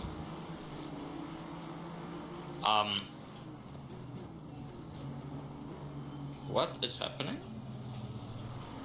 Why was the 991 car so slow there? Not really sure. Possibly had an off into turn 1. I'm not really sure what happened there. As the gap at the front is now up to 13.5 seconds. Yeah, he kind of... Oh, he was letting by Usai. Oh, now I see.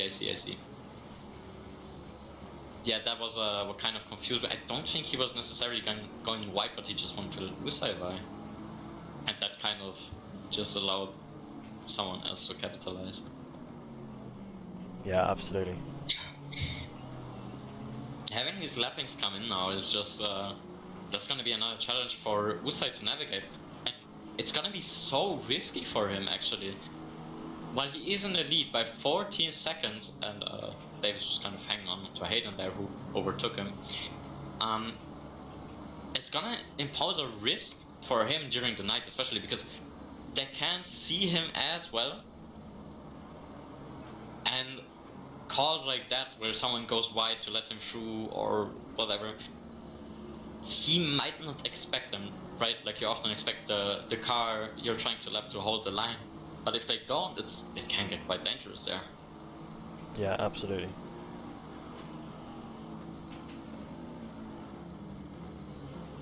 Yeah, well, you're gonna have to excuse me for a moment, as I'll have to get some water. Yeah, no worries. Yeah. So yeah, the battles at the moment just calming down a little bit, although Hayden Sweet is looking to possibly make some moves here. He's alongside Bubor here, but he's now going to be on the outside into this final corner, and we know that doesn't work. Indeed it doesn't. He tucks in behind, although Bubor goes a little bit deep. Hayden Sweet tries to get the run back, just not quite going to happen this time round. Not right now for Hayden Sweet. Gap at the front opening again. 14.3 seconds, 14.4 seconds. Alberto Usai just pulling away all the time right now.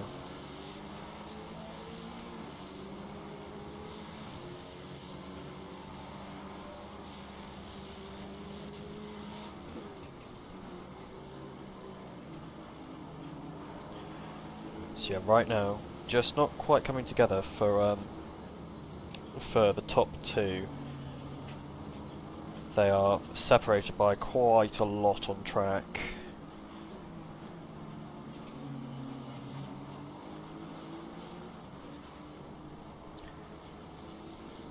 Gap between Josh Wilson and Stephen Faze is still pretty close, but they're not making the time.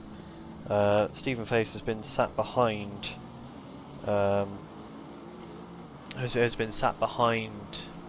Sorry, Stephen Faze has been ahead of Joshua Wilson for quite a while.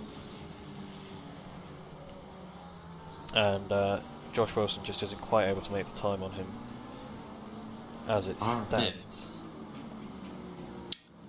Did I miss anything? No, not at all.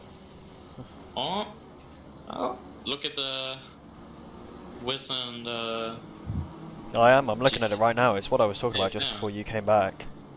Oh, Jesus. It's just running wide there a little bit. Wilson was trying to capitalize, but couldn't quite do it. Oh, as Faith had a bad run, cuts across Wilson there, almost causing a collision, I think. That looked very sketchy, I gotta admit. Definitely a close call.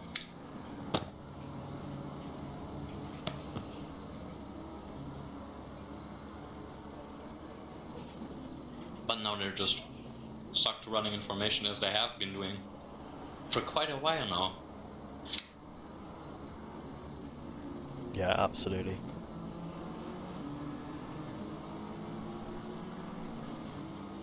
Let's have a look. Hayden Sweet 2/10 behind Romain Boubor there. Sounds just as I say it. Wow. Hayden probably trying to get those places back. He lost spinning in sector 2. And someone's off. Who is that? Stephen Face. Oh no, he's jumped back up again. He's in the pit lane. Retired. Yeah, Returned to the pit. He's spit in the he's spit in. What has happened there? I don't know. I'm going to jump Currently back and have a look. Okay. I don't think he's being... yeah. Has he been collected? Oh, he's lost it. And then... Oh, it's nasty into the barriers there. Oh. On the exit. Just on the exit there. It looked like he had it in the bag for a second, and then he just started squabbling. Yeah, absolutely. Really unfortunate there. Just took a little bit too much of the curb, I think. Unsettled the car, couldn't quite put the power down, and then into the barrier he goes. Meeting our dear friend Barry R. Yeah, absolutely. Really, really unfortunate for him. I'm sure that's not the result he was looking for from this. Oh, definitely. But there's still 1.5 hours to go, so not all is lost. If he does decide, or his team decides to keep on running, they probably have to bank on their alternate strategy and make it work somehow, which I don't think is unrealistic. Hard to pull off, for sure, but I think they might be able to. They look competent, so. Yeah, it will be very hard to pull off, for sure. Yeah, but with the track temperature being so low for so much longer now, for like 4, 5, 6 hours potentially, they're definitely gonna, with the red tires, they can save a lot of tires and fuel. So they can maybe run much later than the other competitors, and then finish a stint with less fuel in them, and go faster and try to improve. Yeah, we'll wait and see. I think it'll be interesting to see whether they can make something back from this. It will be difficult for them to do so, without a doubt, but they might be able to pull something. Looking at the standings, I think they retired. I think they pulled out. Oh, have they left the race, have they? Yeah, it would appear they have. They are nowhere to be found. Yeah, that is unfortunate for those guys, for close to the P8 car, as our good friends in P2 and 3, Luke Wilson and Romuald van Nimmer, have caught up to each other again. Luke only half a second behind him, probably trying to snatch back his P2 he lost a while back. Yeah, absolutely, and the gap to the front has only continued to grow. 16.1 seconds now. Alberto Usai leads by. Yeah, I wonder how his tires are doing. I have no idea how he keeps pulling that up, how he keeps extending that gap. Yeah, absolutely.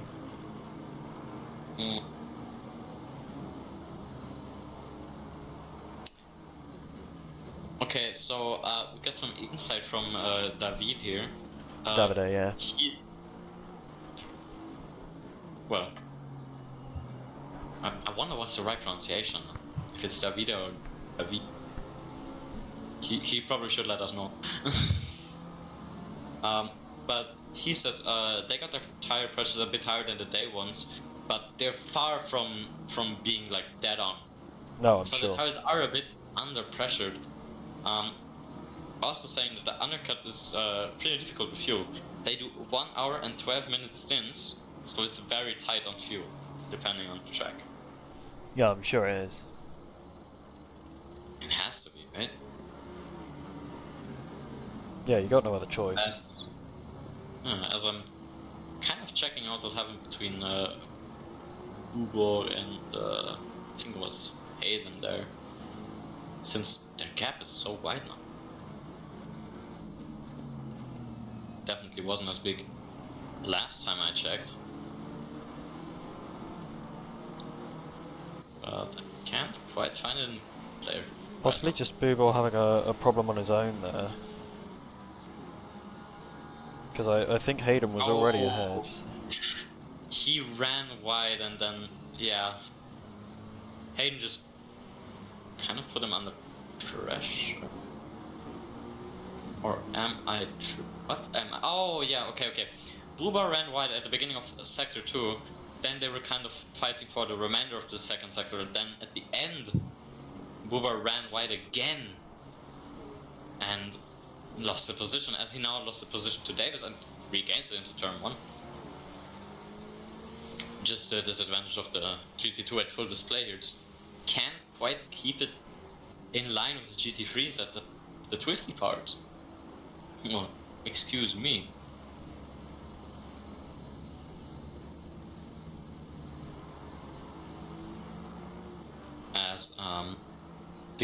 As Luke Wilson has overtaken Van Nimmen for P2 there, and we didn't even notice. No, talking about other stuff. Absolutely, we were. But yeah, it's got ahead now. Checking.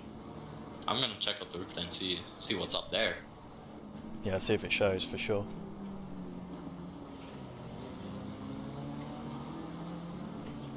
Because, no, I can't find it. It's too far gone now. I've gone back a minute and I can't find it. It looks like during the time we were analyzing what happened between Hayden and the other car, Luke just kind of snatched the place. All quiet without a lot happening. Just wanting to get that place, now having a gap of 1 second to Van Nimmen.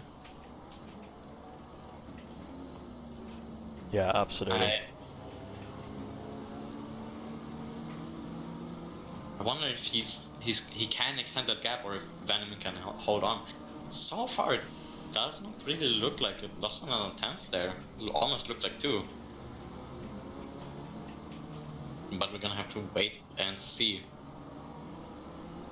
As for now, everybody's quite stretched out actually, except for P6 and 7 and 3.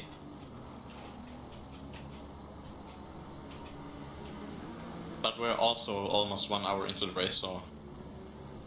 Yeah, absolutely. A natural spread of the field is always expected at this point, isn't it? Yeah, it's just kind of how it pans out over a few laps now. As Van Nimmen actually just hold on, he gained a few tenths there. Only being 8 tenths behind Wilson for now.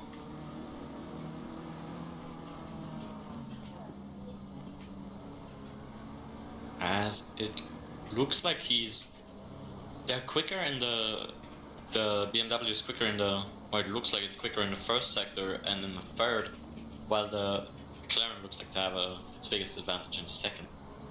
Yeah, absolutely. Someone's off? 338 is off? What? Oh, the 333, I really need my new glasses, but yeah, the 333 is off. They had a massive moment there. Yeah, I think they're going back to pits, yeah. Let's check out what happened there. Completely flying the radar with that one.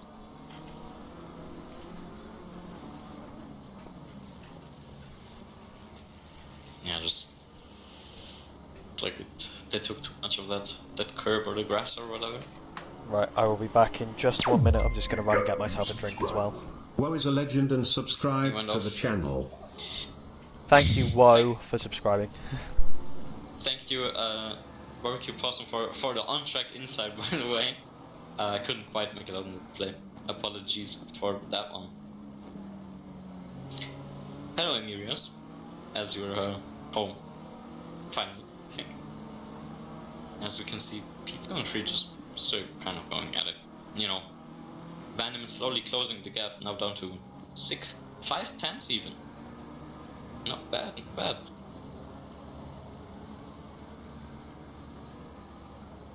Luke Wilson can just extend that gap back a second without any problems there.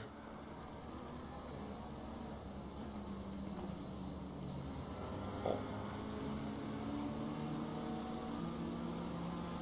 They're just chugging along. Still, the leader is extending the gap now almost at 19 seconds. 19 seconds. Yeah, I don't think that they're gonna catch up to USA anytime soon, sadly. As Van Diemen is still just gaining the tiniest and tiniest bit, and just getting rid of that gap between him and Nielsen. With Nielsen, what? Wilson, ever so slightly, now down to 4/10, and we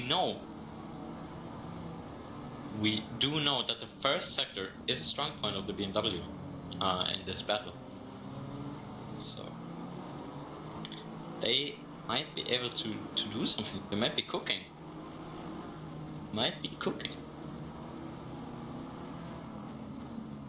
As the last lap was a personal best for Van Diemen with a 1:27.72, 4/10 quicker, 4.8 tenths quicker than Wilson in the last lap. And for anybody wondering, currently the best lap that has been set was a 1:27.275 by the leader, which now has extended the gap to 20 seconds behind between him and P2. Excuse me for mispronouncing so many things and getting so many things wrong. I've been talking a lot, so expect some minor deviations in my speech. As Van Diemen closes the gap really quickly there. Almost a bit unintentional, but no. As he actually went slower this lap by about 1/10. So they're just kind of giving each other space and taking it away again. Neither really wanting to give up just yet. As it Van Diemen didn't look too confident. Those few corners there might just be my imagination though, so. As you guys can't see, but I can see on the timing screen that P10 and P11 are quite close as well. Only about 6 to 8 tenths separating those two. As they have been going at it for quite a while, as the number 30 car goes into the pits. The first car to organically go into the pits and actually have a pit stop. Oh wait, no, they're serving a drive-through. Or did they just get that drive-through? I'm not quite sure.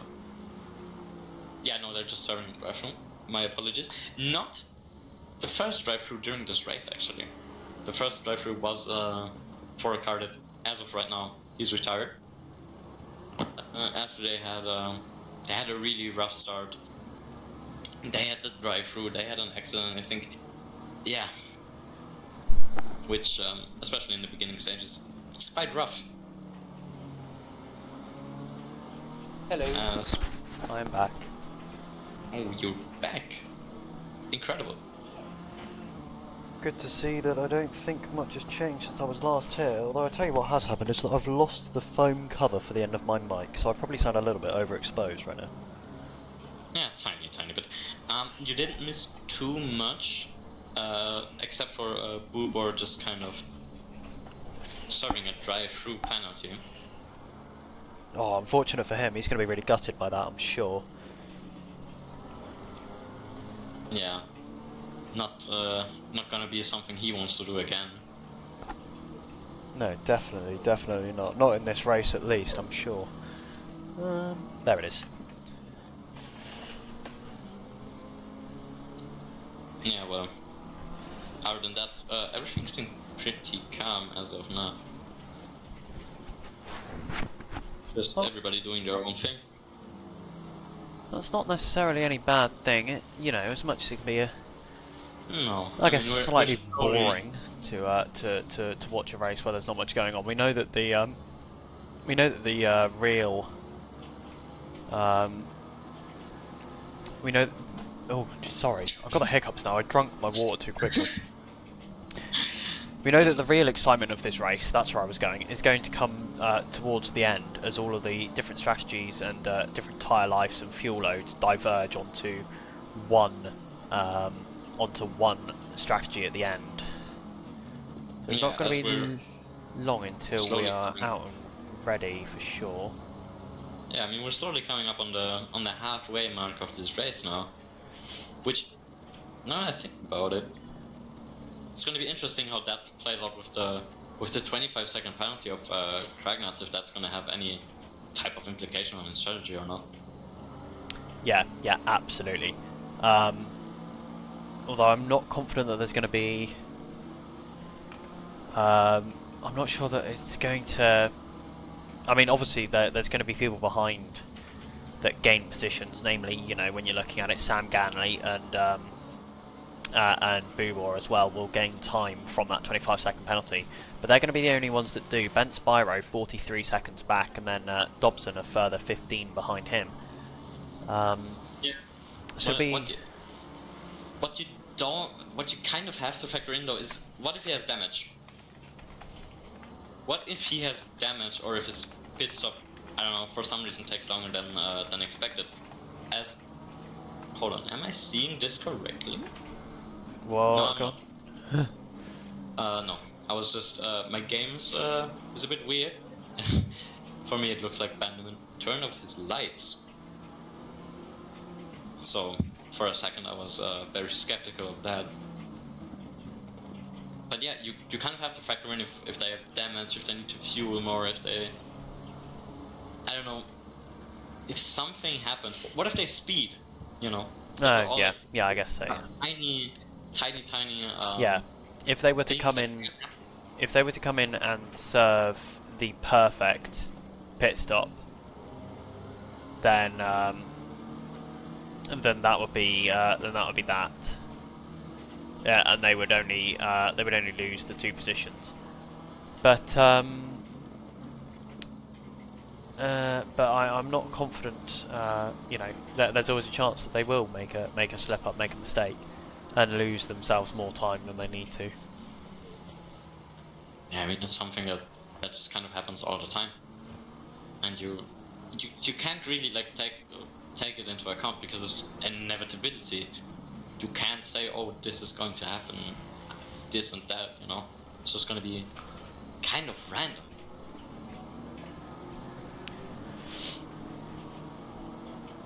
Interesting. Robert Van Nimmen has pulled back up to the back of Luke Wilson. By the way, we're going to be seeing our first pit stops in about 7 minutes' time. That is the soonest anyone will be pitting. It's at the 1 minute 12 mark. As we heard from David, him. Yeah. the teammate of the current lead car, they said they're doing 1 hour and 12-minute stints, meaning, as we're gonna slowly come up to that time mark, they're gonna have to think about pitting soon.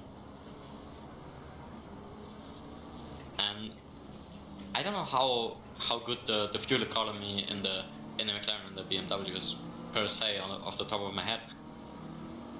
They might be. Do you think they might be able to take one more lap over Usai there? Depending on how much fuel saving they've done, of course, but you know. Yeah, absolutely. If they are able to run one more lap, it'd be kind of huge. But you never know, I guess. You never really know until we're really at that point.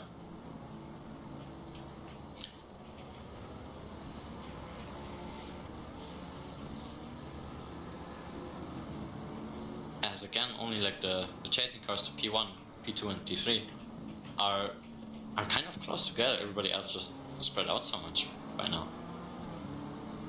Yeah, absolutely. Things are spreading out a little bit, but hey, that's the thing. You know, it's the inside of a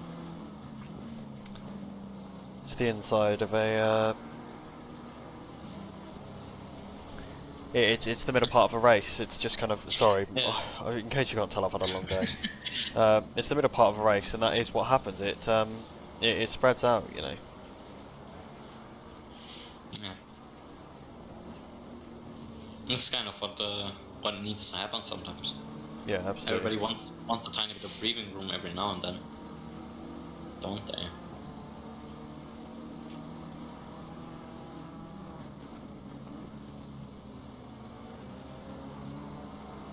As slowly we can actually see the sun start to come up at 5:25 in the morning, and the track,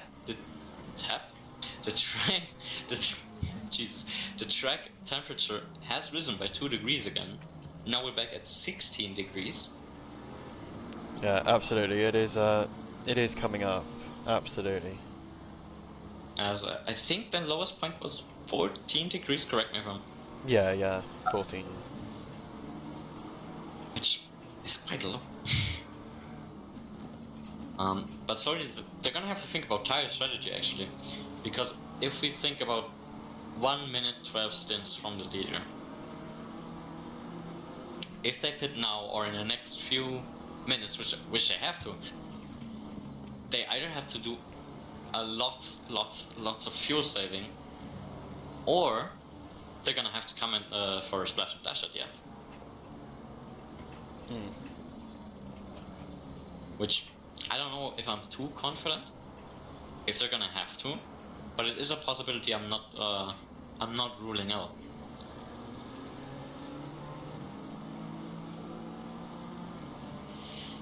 Yeah, I think it's difficult to think about fuel and tires and stuff because this is essentially a race that you have to split in half. You know, there's not really loads of strategy stuff you can do, because if you didn't split it in half, you'd have to be doing what, like a 14-minute stint at the end. That'd be pretty useless.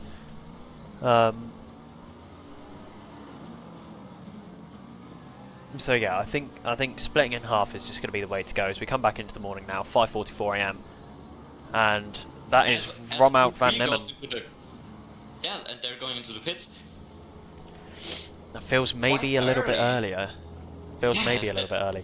Too Or early, I think. are they thinking, you know, they're going to be a minute getting through the pit lane, at which point it'll be 1:13:30, and then, you know, on the last tank of fuel they had to do the outlap as well. So is that why they're able to pit this a little bit earlier? We'll wait and see. Yeah, I think they're thinking that they can just run through to the end if they go and stop now. It'll be close. The It will need some significant fuel saving for sure. Don't know. We don't quite know what their fuel levels were looking like before they came in, do we? Here we go. So out the pit lane, there's going to be 1 minute 13:53 left on the clock. So about 1 hour and 14 minutes they have to run through now. Yeah, absolutely. Which is the only leader one lap coming more. in Here we now. go. The leaders into the pit lane. Alberto Usay to change over to Davide Mandalesi, which I'm But they're not the assuming only ones. means we might There's see number Luke 16 Wilson car, as well. The number 89 car also in the pits. Yeah, that'll be Going for a Hayden. similar strategy. That'll be Hayden Sweet changing to Dexter Cray. Alberto Usay is in. He'll be changing to Davide Mandalesi, and Luke Wilson goes for one more lap. He stays out. This is incredible. The top three, all on different strategies. Well, not completely different, but slightly different strategies. Yeah, absolutely. Yeah, 3 laps variation across the top 3 cars.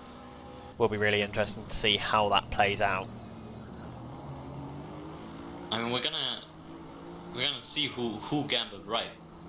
Yeah. Was it Van Nimmen really just going into the pits earlier, hoping to make it through to the end with maybe a lot of fuel saving, or maybe the BMW just has that good of a fuel economy? Usai coming in kind of in the middle of those two, and Luke Wilson just going for one more lap, definitely searching for something so that he doesn't have to come in again. Yeah, absolutely. And Van Nimmen has jumped. Alberto Usai is still stopped. They've been stopped for quite an awful long time now, haven't they? They've been stopped for a very long time, losing more and more positions, losing a lot of time here. What's gone wrong here for the 129 car? Yeah, I think they've either had lots of damage, or there's something wrong with the driver swap there. I think it might be the driver swap, you know. I'm trying to find a TV camera that's looking at them. As we can see, Wilson go for another lap. Goes for another lap. Wow, he's managed to make that work in the McLaren there, and Alberto Usai still sat in the pit lane. I think Davide must be having problems here getting connected. Yeah, still waiting for something to happen. Get this car out on the road.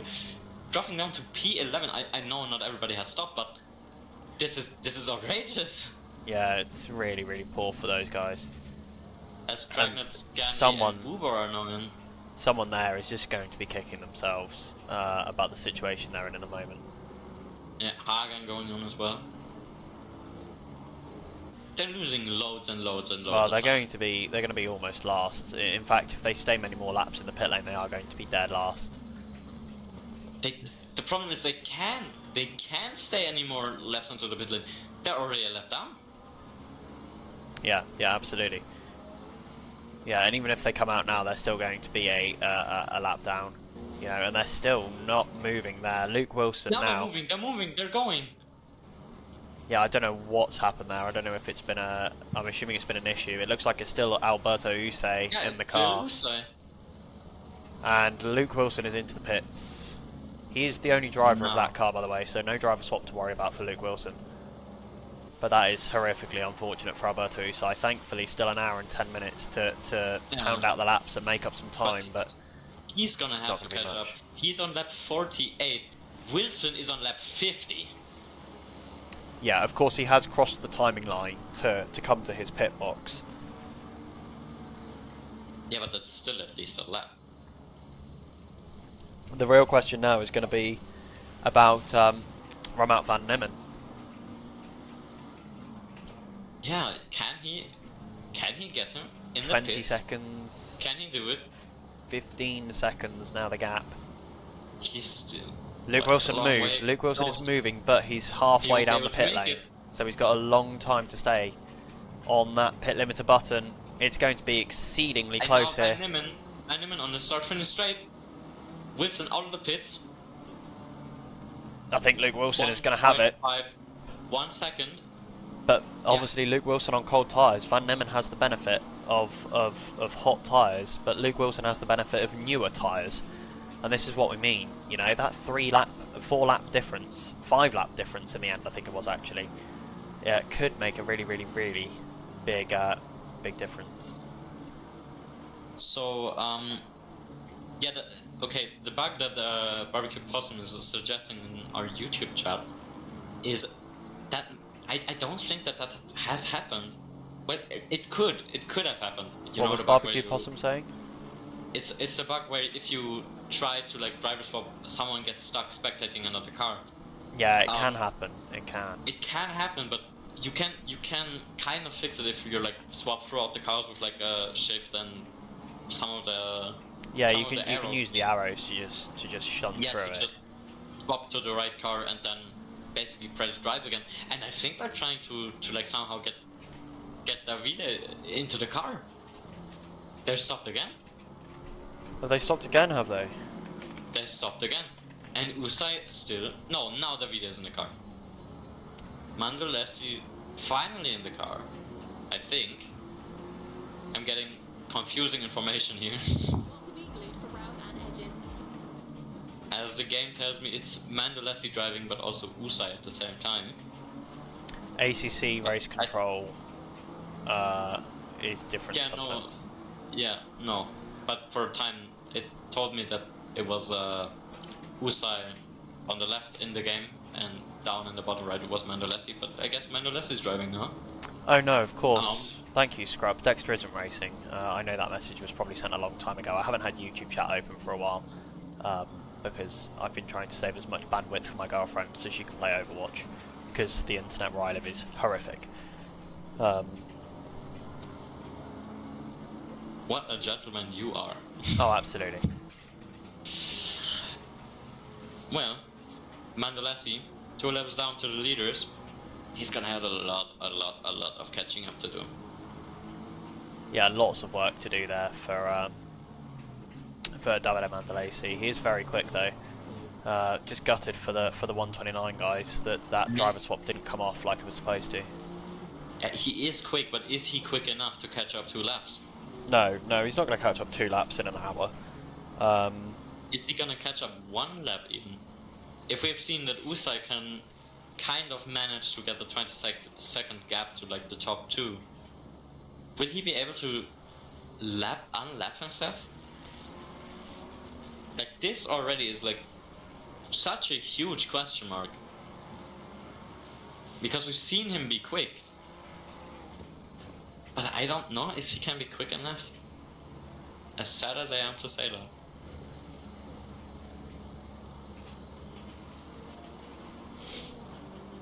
I think they need a tiny bit of luck. As if we look on the track map there, the 69 car, Wilson, is just barely behind them at this point. Bandolesi barely has a corner between them. No, absolutely. It's only about a corner ahead at the moment, isn't it? So yeah, Luke Wilson is going to be seeing the 129 car, probably feeling very bad for them. As much as he probably won't admit it, he will feel bad for them because you know you never want to see someone have a fall from grace like that during the race when they were running so well. Dropping such a massive lead was really unfortunate. That's just tragic.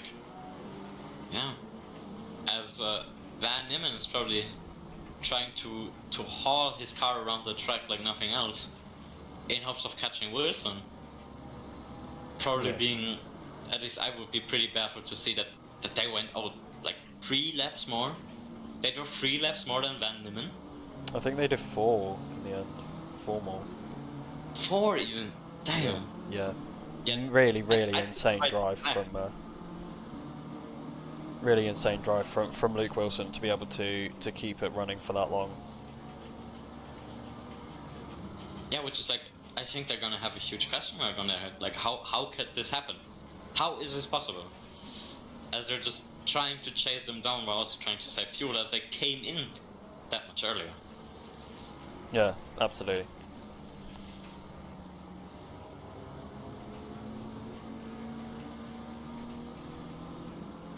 As we see our head commentator, Lantern Mac, in P5 trying to chase down P4.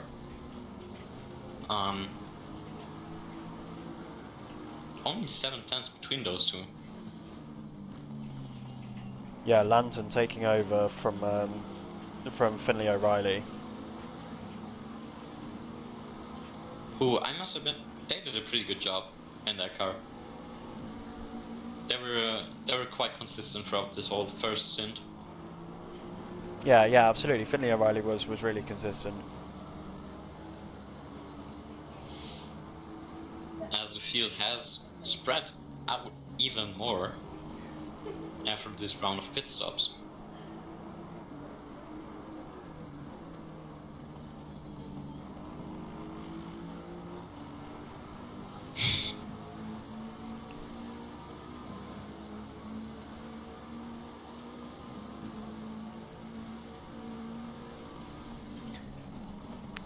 it looks like Cameron Miller from Sierra yeah. Esports could be looking to make a move on Lance and Mac before long.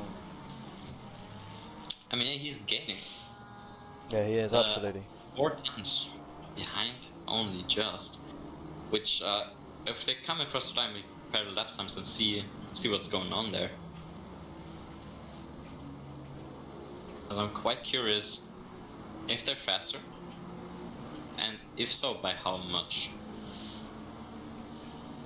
As we can see that Mac did a 129.695 and Miller did a 129.350. Yeah, absolutely. So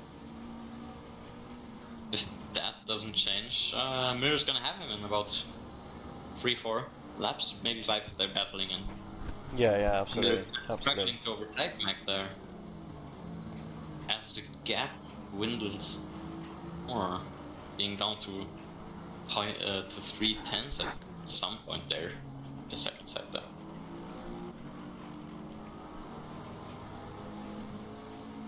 As on a timing sheet, it looks like Mac is kind of hauling. He wants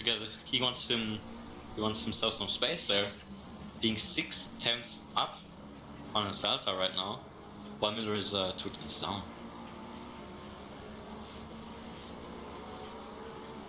So he's just trying to get more and more distance between them any way he can.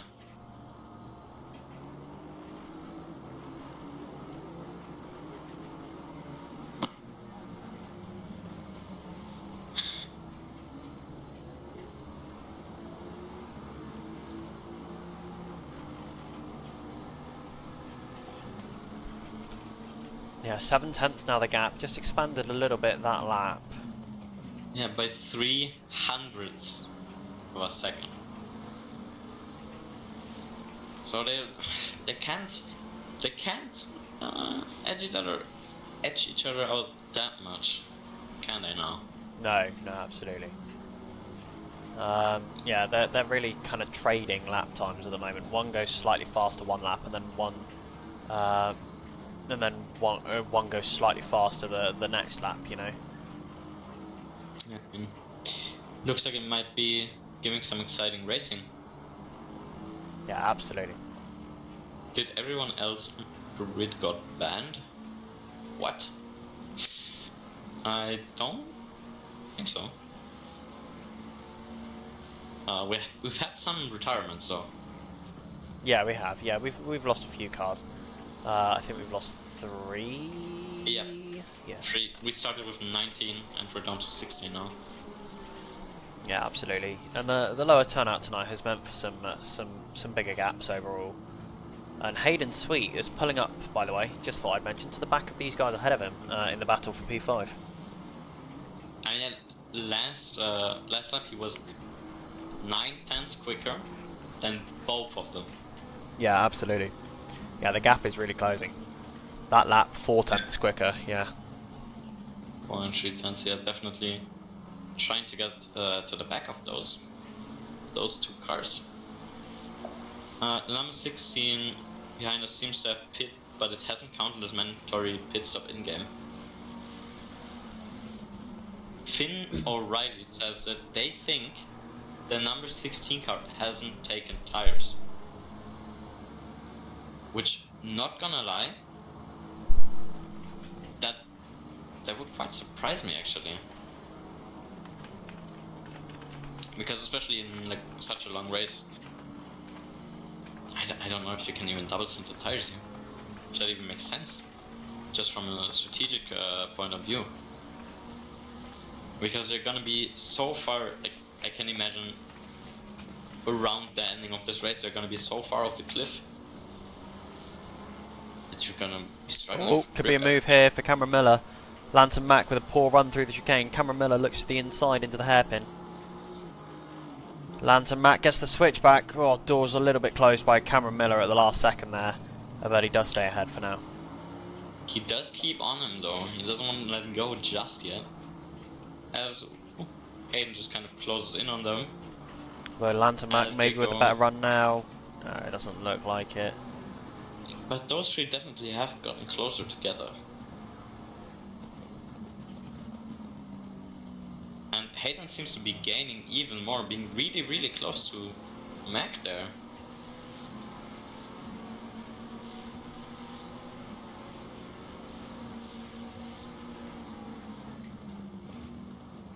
And I think Hayden's definitely gonna, he's gonna get Mac. The question is just when, I think. As they're only 1/10 apart, going through this second sector. Almost contact there. Hayden Sweet into the back of Lantern Mac, but not quite.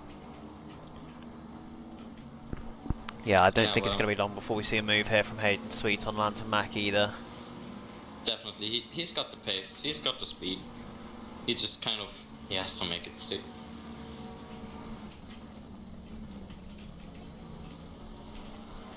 As of currently trying to...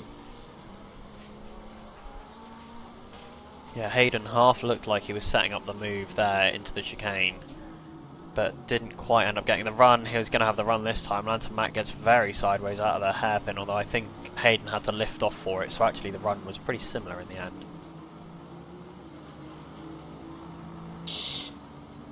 Yeah, so I was just checking the rules again just to make sure, and you have to take tires in a pit stop, and if it hasn't counted as a mandatory pit stop, they must have not taken tires. So they're planning for another pit stop, which would mean they wouldn't have taken a full tank of tires, have they?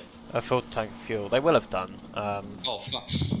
I can't imagine why you wouldn't take. I can't imagine a situation where you wouldn't take tires. You know. Uber is off, I think. Yeah, Uber went off. There was a yellow flag there. Yeah.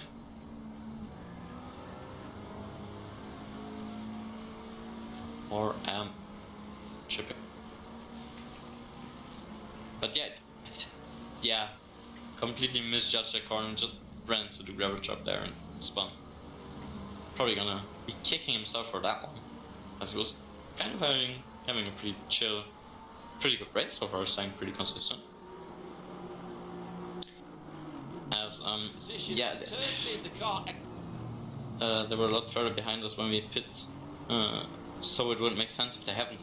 But okay, speaking from a strategic standpoint, yeah, if you, oh, that almost looked like contact between Mac and Miller there. If you double stint your tires, you're gonna lose time overall because your tires are worse. As we can kind of see them struggle a tiny bit here and there. Your tires are gonna be worse. You're gonna have to pit again for either fuel and tires or just tires. And it just doesn't make sense. You're gonna lose so much more time by just not taking tires. I can't imagine a world in which they didn't take tires.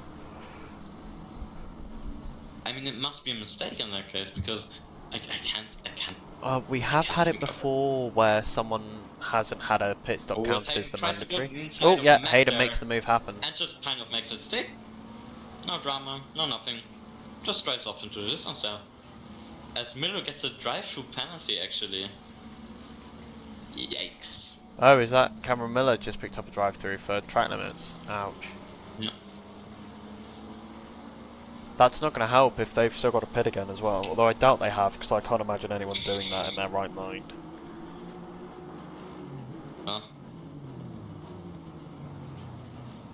Ooh, that's close. Well, you never quite know. Sometimes stuff just kind of happens.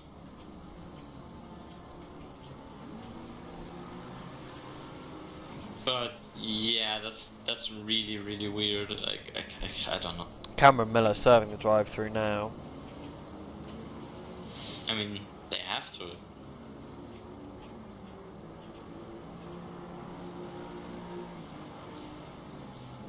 Still, really, really weird if that's their strategy. Hello, Aces boy. How are we looking today? as Mac just kind of tries to stay behind Hayden there, but I think he's slowly losing touch.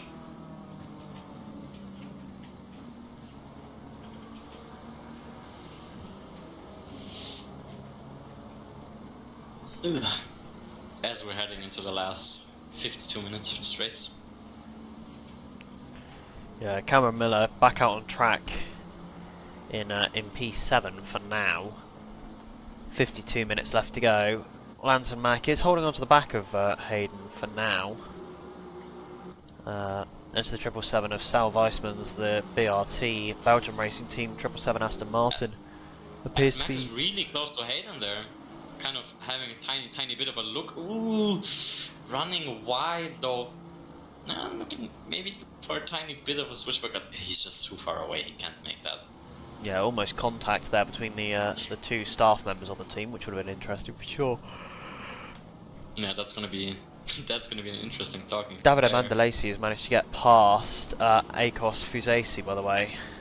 The next car behind him now is Luke Wilson for Davide Mandalesi. Yeah, I think that's gonna be a constant for the rest of his race for him. As And Cameron Miller is in. Car, 30 seconds stop and go. Oh, sped in the pit lane while serving the drive-through. Yeah. Now Bubor picks up a got drive-through as well. Yikes. So that's gonna put Miller P12,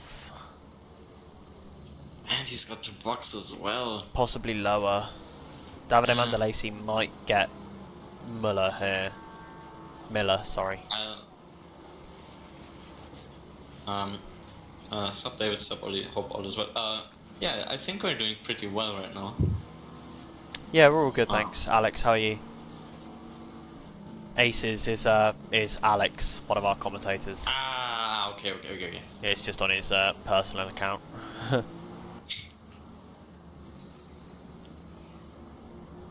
No, Bubor and Miller both get out ahead of Davide Mandalesi, actually. I clearly did some incorrect maths, but Miller down is P11 and Bubor down, remains in P12, sorry, he didn't have anyone close enough behind him to gain a position off of that stop-go.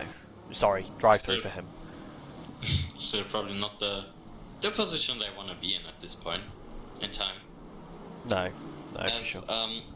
A thing I would like to mention is Van Nimmen 6 seconds behind Wilson now. Yeah, that gap has been steadily growing. Last lap it was like by 7/10, so there's a big gap. Pinging open there now. I think that's... But to be honest, I don't think Van Nimmen can even find the pace because he has to do so much fuel saving. He has to save the fuel, he has to save the tires until the end of the race.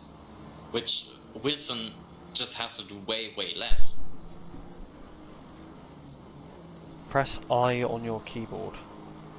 What does that do? Hold on, I'm not going to game in. Oh my god. I never knew you could do that. I've been doing this for far too long to not know that you could do that. Oh well, you learn something new every day. Yeah, absolutely. Every day is a school day. You're absolutely right. Well, I sounded like I was from the dark ages when I said that.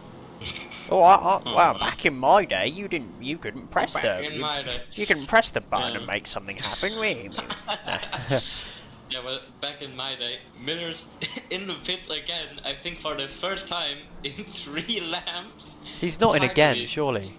Yes, is he finally serving the actual pit stop? He's serving his pit stop. I can't believe it. And that puts Davide Mandalesi up to P12 now, still just ahead of Luke Wilson.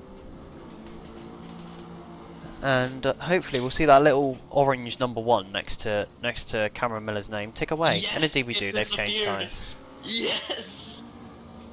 Finally. I hope they don't speed. If they speed, Oh god, don't come even. in again. Your commentator's cursing them. Don't do it. Don't do it. No. Doesn't look like it. It looks like they've gotten off scot-free this time.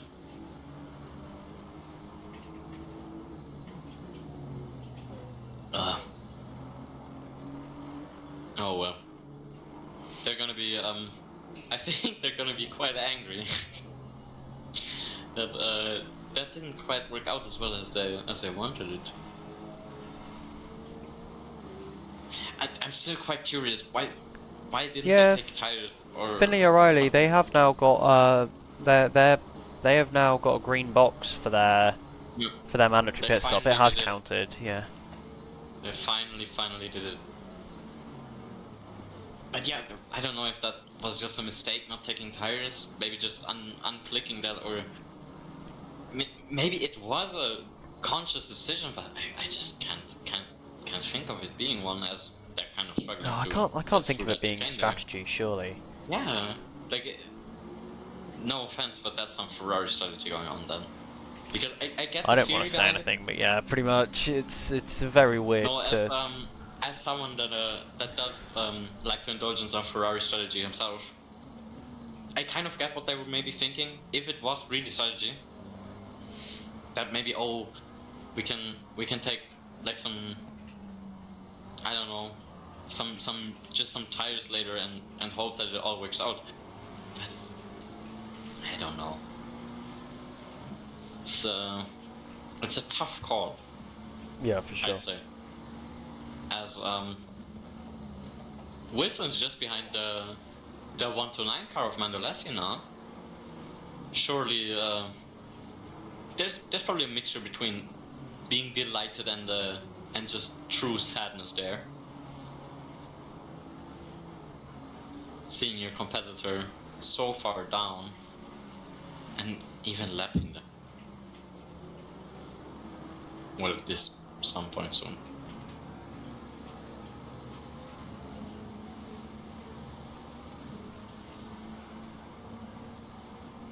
But yeah, I think this is like one of the sadder stories that have come out of this race here, with Mandolesi just kind of being stuck and being cursed behind a bug in the game. I think not being able to drive the car it was assigned.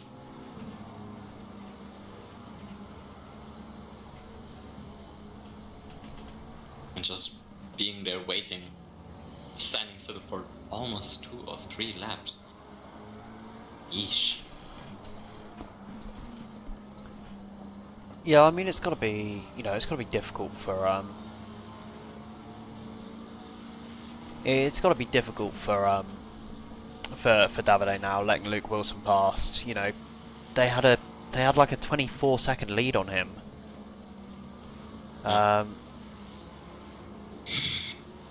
Yeah, they had like a 24-second lead on him when the pit cycle started, and then clearly an issue through the pit cycle. Not able to make the switch happen, and now they are, now they're losing time. Yeah, well, to be brutally honest now, I would really love for this to be a full 24-hour race, just because then they would have a chance to catch back up. But they just can't now. They only have like 45 minutes left. They can't catch that back up ever again. No, absolutely. While in a really long endurance race, they might have had a chance. But that chance has been stripped away by something out of their control. So, I guess the best strategy for now is to keep their head down and just push forward. Yeah, it will be interesting to see how this plays out with Davide. I don't think he's going to be able to make enough time to even get up to like P11. Hold on now. I think P11 is possible. Since they're only like 13 seconds apart, and if he keeps on being around a second faster per lap, that's not too unrealistic, I think. Yeah, he's got to gain quite a lot of time though. Yeah, 13 seconds. That'd be 13 laps roughly. If they both keep their pace. If one of them speeds up or slows down, it's obviously going to affect this, but if they keep roughly the same speeds, it's definitely possible. I wouldn't see past it. It could be possible. It's going to be very close if it is. That's the thing. It's going to be Yeah, very, man, very let's close see. if it is. Mandolesi a second quicker on this lap again. I can see something there. I can see something happening. So we'll catch, if it's a second faster every single lap, then they will catch with about 25 minutes left, if my maths is correct. Davide Mandolesi will catch Booball for B11.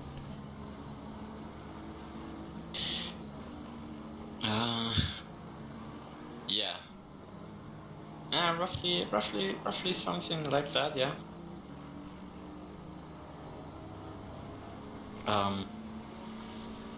As their, I mean, he's not gonna lose too much time passing him, I think, either, so. Except for if, Bubor suddenly becomes the French Minister of Defense, which he very well could be. I think Mandolesi's got him in the bag, actually. If he can just keep up the driving he has been doing so far.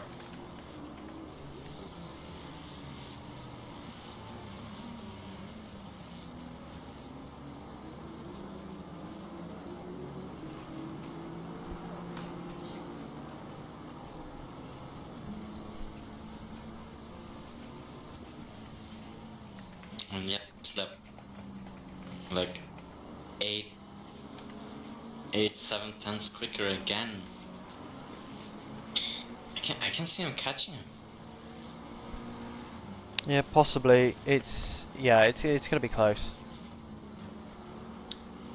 Also, what you have to factor in is, at some point, Luke Wilson's gonna come up on that number 30 Ferrari, and he's gonna have to let Wilson by, and that's gonna cost him some time as well.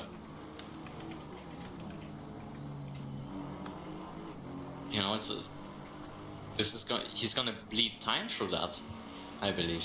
Yeah, for sure.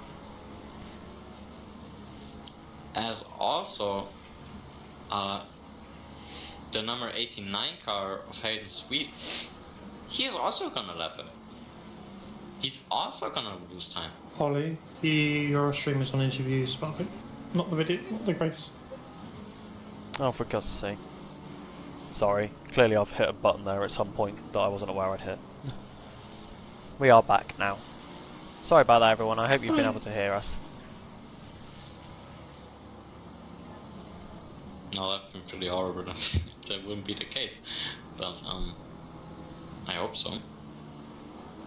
Either way, we're back, I guess. The only problem with having so many other tabs open to be able to do this is that when something goes wrong on the stream I can't really see it because I haven't actually got OBS as a visible window at the moment. Oh, wow. Ah, well, that's not ideal, but what can you do? Speaking of which, the gap now down to 10 seconds between Mandolesi and Hugo. So, we might be able to see the French Minister of Defense working his magic soon. And I hope he makes this nickname I gave him just impromptu on the spot, all honors. Yeah.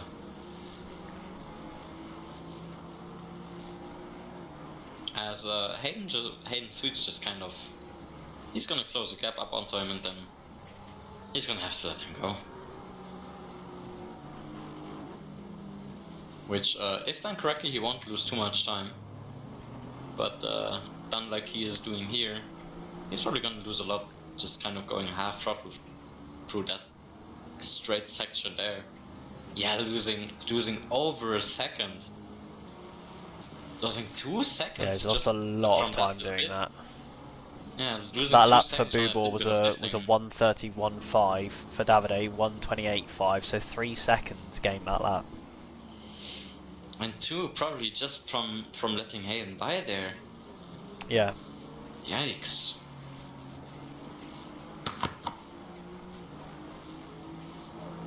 While at the front, the gap has also increased with Van Diemen now 8 seconds behind Wilson. Going 8/10 slower last lap. Well, it almost looks like Van Diemen is just gonna cruise it home. not trying to push or anything, just trying to nurse it with fuel. Yeah, absolutely. Fuel could be a big part of this as well. You know, if people are pushing, trying to make positions after that last pit stop. You know, do we see some people maybe over pushing what the car can do? I don't think Luke Wilson is going to have any issues with that, because as we saw in the first round, he can essentially just do as many laps as he like and not have to worry about it. With how many, in fact, with how many extra laps he did earlier on, I'm pretty sure he only boxed because he had to. I think he could have done the whole 2 hours if he really needed to, because he just kept going. I think that's a bit optimistic. Every time, I swear, every time we cut to him, he was just, and Luke Wilson does another lap, and another lap, and another lap. Because that is how it was. Why we were puzzling about why in the 129 car why nothing is working, why no one's going. He just kept on lapping. He came by 1, 2, 3, 4, 5 times, and then decided, oh, maybe I should pit. Yeah. Maybe I should he do it. he suddenly went, oh, actually, I'm supposed to. Yeah, I forgot, aren't I? I gotta do a pit stop. Damn it. Yeah, so now he's probably just pushing to the end. He's got nothing to lose, really. Well, he's got a lot more laps of fuel than other people, hasn't he? Let's face it. Oh, what car is that? I think it was a Garage 59 car. No, it was a McLaren Racing of Daryl Longername that just went off there. Just kind of letting the cars behind him go now. Gap is 5.7, by the way, between Davide Mandalesi and Bubel. That is closing rapidly now. In fact, you can see, I expect, Bubel ahead of him. Or not quite. They're going to drive past each other here. Oh no, he will have been able to see him on the apex of the hairpin there. Yeah, I mean, seeing his opponent is going to be... That's probably going to be motivating for him, because now he can finally visualize who he's going to be up against. Yeah, absolutely. And Davide Mandalesi, another player who's got excess fuel in due to those issues with their pit stop. I believe that was Alberto Use forgetting to map the driver change before he came into the pit lane that has caused that issue for them. I mean, that could we discussed the possible bug that could have happened. That could also be the case. Yeah, we just don't know. No, Alberto Usai has said he didn't set the driver change before the pits in the event chatter. Okay. Well, I haven't been keeping that one. As we are now back to qualifying temperatures for the track, actually. 24 ambient, 31 on the track. Not bad. Probably a nice contrast to the cold night we had behind us, with only 14 degrees on both.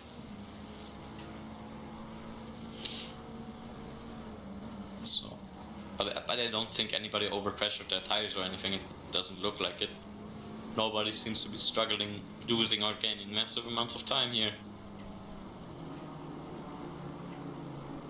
As now the gap between P1 and P2 is 9 seconds, almost 10 for a brief moment there.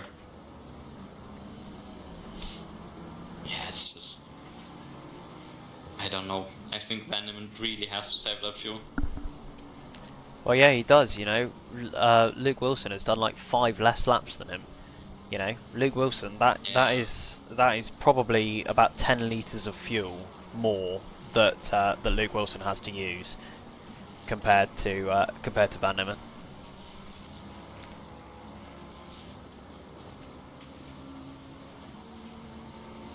As Mandalesi went 1.2 seconds quicker on that last lap than Bubor. I think Bubor might have had an issue because that gap now down to 1.6. Gap is very small now. Davide Mandalesi can see him. He's right there for P11. And I think Bubor seeing him in his rearview mirrors is going to be like, that definitely has to be a wake up call there. Being 2 seconds slower on the delta for him. So I think something might have happened. Maybe a bad exit somewhere, a bit of a squeal. 2.53 now. Maybe it was letting the lap cars by that costs him so much again. Possibly. They always seem to encounter him on straights or on really awkward corners where he has to lift so much and where he loses all that time. Yeah, that has to be it. That has to be it. As now, Mandolesi gained 2.4 seconds, 2.5 even. So Almost. Luke Wilson is now a lap ahead of everyone up to P5. At least one lap ahead of everyone up to P5.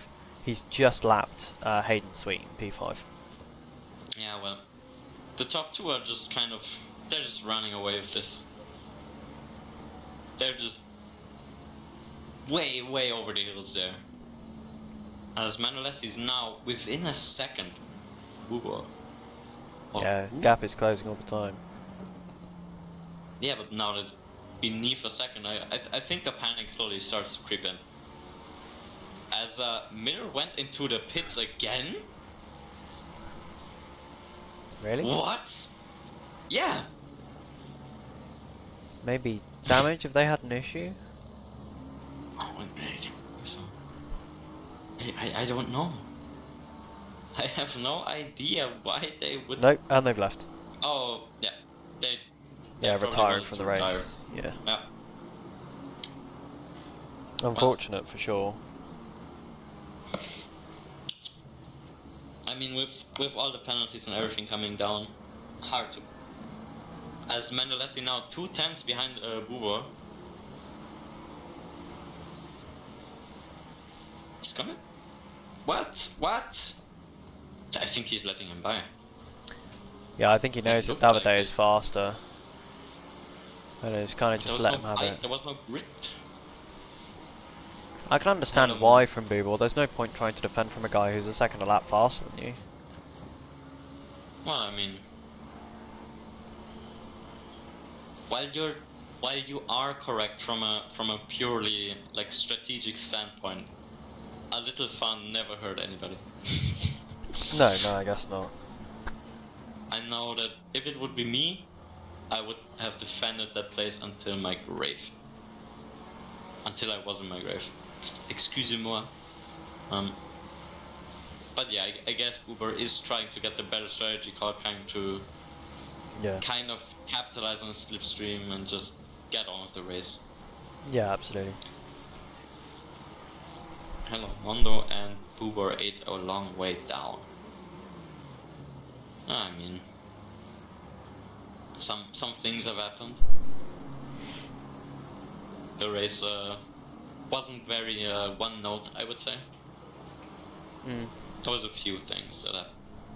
As Mandolesi goes wide, just a tiny bit wider than usual, I think. Nothing too sketchy or anything.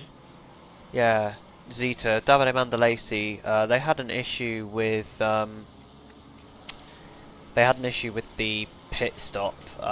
Alberto hadn't set up the driver swap before they came into the pits, so they spent a long time in the pit lane trying to work out if they could get it done, and then realised that they were going to have to go out and reprogram the pit, basically how the pits work. Had to go into the pit settings whilst they were driving and set up the driver swap that way, and then came back in. Yeah. Well, now, Ollie, you as a betting gambling man. Yeah. Do you think Mandolesi can make up those 20 seconds in the few 29 minutes we have remaining and gain P10?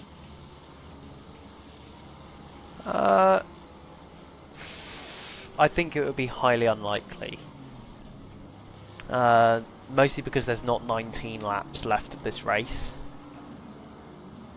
I think he'll probably end up being within probably 7 or 8 seconds, but I don't think he'll get close enough to make the position, unless he manages to find a second and a half a lap to the end of the race or more. I mean, he does have to do basically qualifying laps. If Yeah. he starts putting in qualifying laps now, which should be pretty hard, the tires are quite well worn at this point and there's still a lot of fuel in the tank, he will be able to do it. yeah, I don't think I would take that either. But yeah,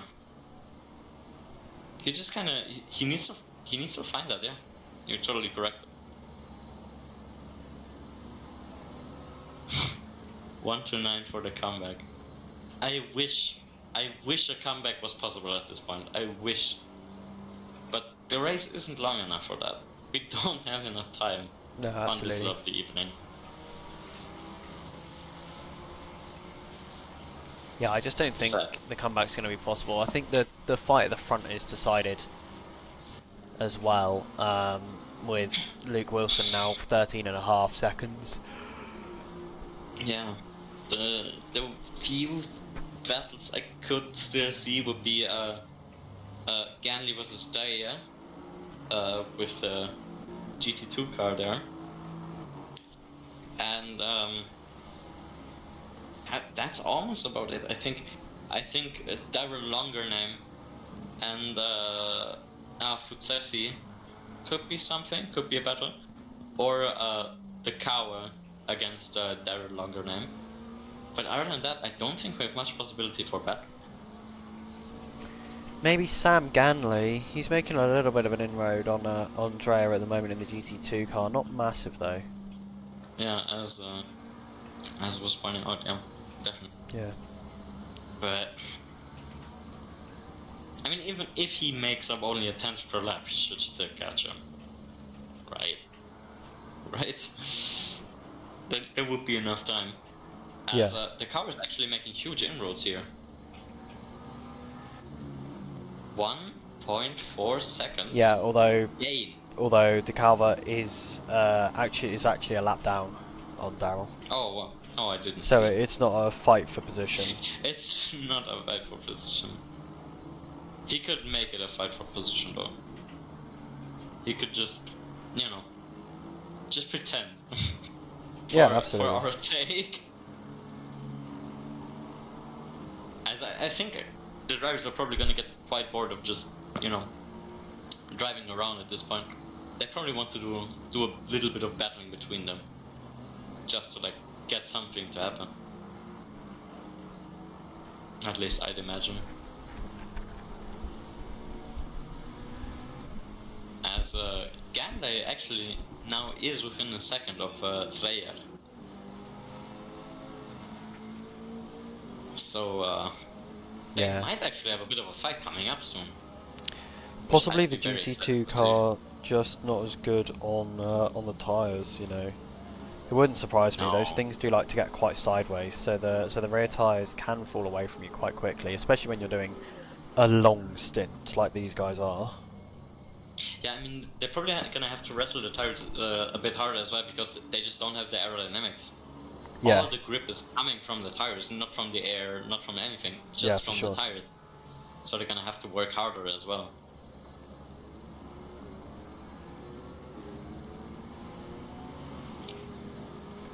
But just as we say that, the gap has increased to 1.5 seconds again. So, yeah.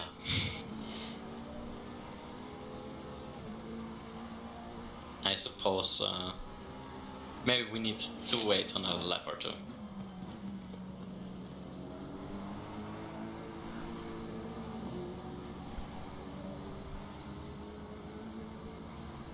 Yeah, not really enough time at the moment.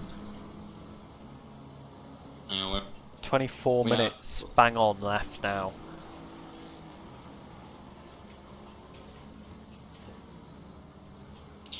Yeah, they're just kind of. I think everybody's just kind of cruising to the end. They don't want to take any risks. And Yeah, for sure. with the amount of time between the different cars, it's probably gonna be really difficult to even think about battling one another. As Hargan in P3, 1 minute behind Van Nimmen. Only about 1.5, 2 corners in front of Luke Wilson, who's just been on a tear actually. It would be quite the achievement if he could manage to lap P3 in time.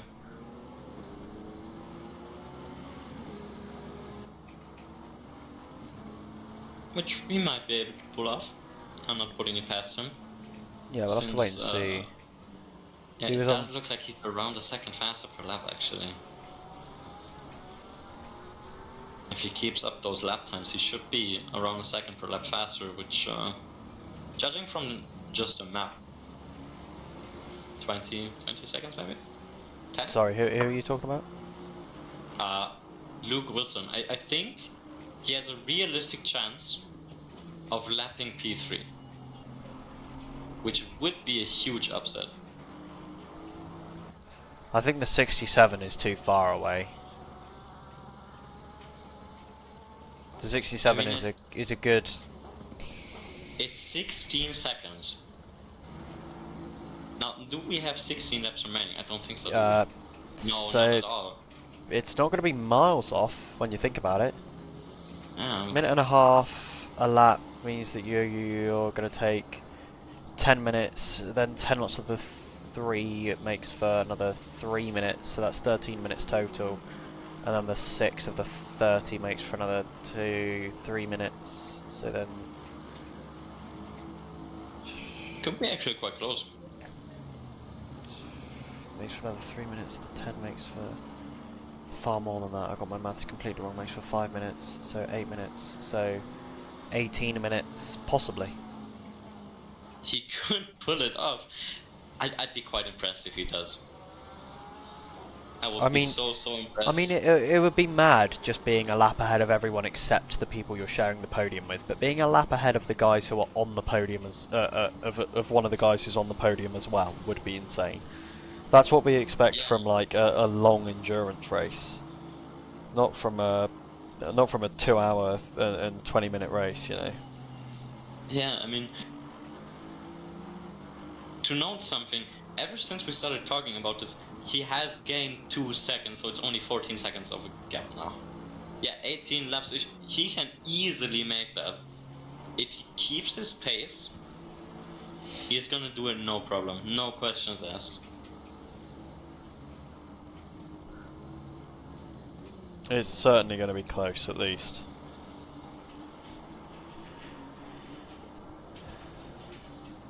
Close, but not impossible.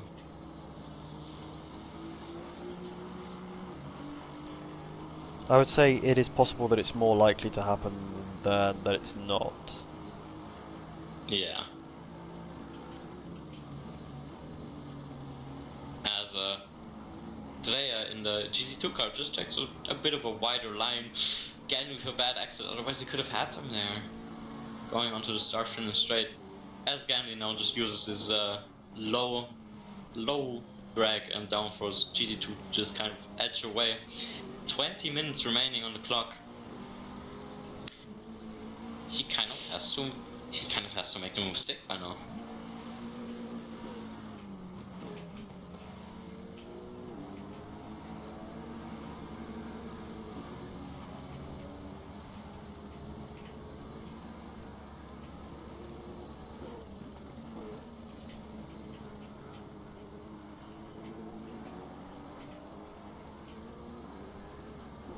Yeah, as Gandhi actually did the exact same lap time as Rhea last lap, which I think could have been faster if he wouldn't have gotten such a bad exit on the last corner there. Yeah, possibly. I think He's gaining again. Oh, as Bubor has managed to get past Fusesi, who I think has had an issue at turn 1. We'll wait and see. Sam Ganley right behind now. Albert Dreyer. Sorry, I don't know why my brain immediately went to Andre, but it did. I mean, it is a popular name. As I'm currently trying to see in the replay if something happened to Fusesi there.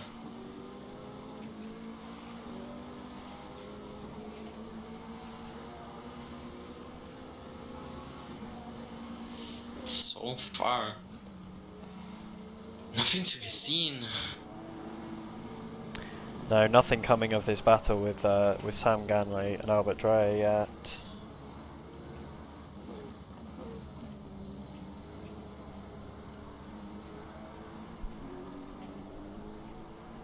And things really now just slowing down towards the end of this race. Okay, so Futsazi just kind of ran wide in Sector 2 once and then will kind of capitalize. I believe, I couldn't quite see it on play, but that's what I can kind of piece together. Yeah, it's unfortunate for sure.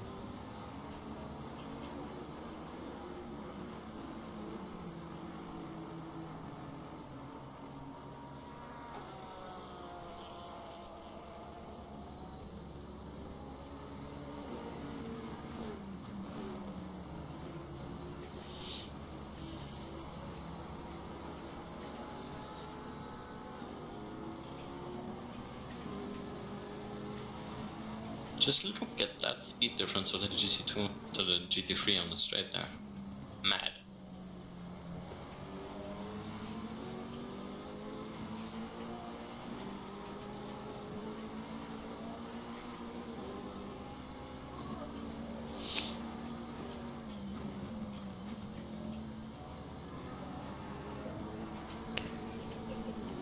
.3 still the gap there. Still nothing going. Davide Mandalesi is going to catch for P10, I think. Oh, so we are going to see some battling there. Yeah, but The gap is 6.5 seconds. It's definitely going to happen. Yeah, Ganley has a good run on it there, but Oh, yeah, the problem GT2 is just gonna drive away on the straight. This is the problem, is that down the straights the GT2 car just disappears, as you can see. Yeah, I mean, nothing you can do there. He's just gonna sit there and wait. And he has to take it. Although Sam Ganley's got a far better run through the chicane. He needs to brake later into the hairpin. He got the inside, he got the apex. Yeah, that thing is done. It's done for now. He's still got to get through the next corner and then a long straight after this, in which the GT2 cars do disappear a little bit. Yeah, but what you have to think about is he has to brake earlier. He has to brake earlier, and he can't quite follow through the twisty bit into the second sector there. So he might get close, and he's gonna have a look, but he has to brake so much earlier. Yeah, absolutely. And Sam Ganley has definitely made it work. Davide Mandalesi, that gap is now 3 seconds. He's gaining about 3 seconds a lap. Then I think on Kragnaz. Kragnaz has had a horrific lap actually. He gained 6 seconds. Sorry, 4 seconds that lap. Probably some sort of mistake that happened there. Couldn't imagine that happening any other way. Also, Luke Wilson has just got past the P4 car. He's now a lap ahead of P4 as well. Oh, and he's gonna look into he's gonna look to storm to P3 now. P3 has a gap of 1 minute 20 seconds to the leader. So there's about 8, 9 seconds, something like that between them. And this is gonna be a close one.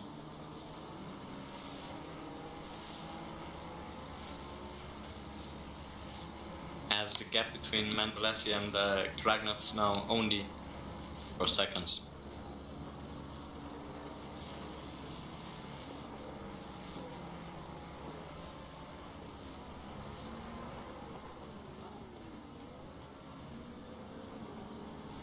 As we are coming into the closing stages. Yeah, 14 of this minutes. race now. 14 minutes left to go, and it is starting to come together now for I guess you could call them the protagonists of this race, couldn't you? Davide Mandalesi is going to claw his way back into the top 10 with just a few minutes left to go, whilst Luke Wilson hunts down Barry Hargan to put himself a lap ahead of everyone except the second placed car on this grid. I mean, yeah, those are like the two storylines that have come from like one pit stop debacle, and Mandalesi goes wide, but he's still gaining. it just didn't matter, and he's still gaining, and he's closer and closer and closer every single second. He's probably gonna have a look towards getting that 10th spot in the second to last corner at the square hairpin.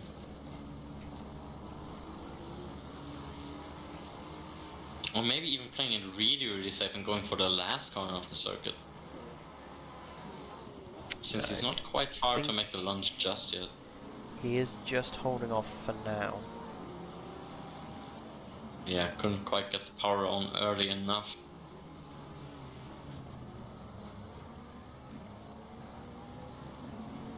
As the Aston Martin in front of them, just kind of wide a little bit there. That is the But he's gonna P4 give it car out that's to ahead of him. Kragnout. Isn't tiny bit toe at the beginning of the straight there.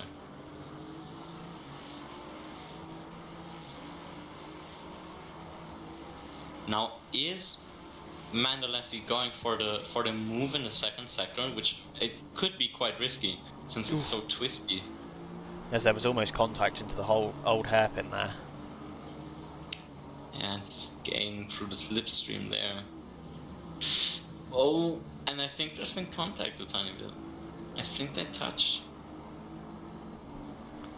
Yeah, possibly a little bit. As Davide, I reckon, is going to get the power down earlier, and we'll get a run onto the straight. Indeed, he does. Yeah. But according to the Lots of micro-weaving there from the car in front. Lots of micro-weaving. That was a lot of minor changes of direction. Yeah, and he shoved him off the track, and he just kind of cut the chicane there. I mean, gaining 4/10 through that, but like that was nothing you could that do. was moving under braking from the white car, I believe, of Kragnaz. From the looks of things, Davide Mandalesi committed to braking, and you know, once you're at 100% brakes, you can't brake anymore. You can't slow down you can't do faster. anything, yeah. And then the white car just moved across, and a little bit of a tap into the back after the micro-weaving on the straight as well. That is Yeah, that was interesting. That was kind of. That is something you see, like it's something you don't see a lot, but if you see it, it's like it's probably gonna be major really sideways for Davide Mandalesi.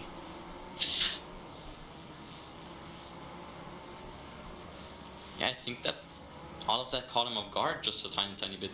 Maybe he's got some. I don't think he's got like altering damage, but maybe. Here we go. Maybe Davide. Oh, he has the huge run on him. He's just kind of shoving him along for now. Yeah, literally pushing him through the corners. Davide there. Now just backing off again.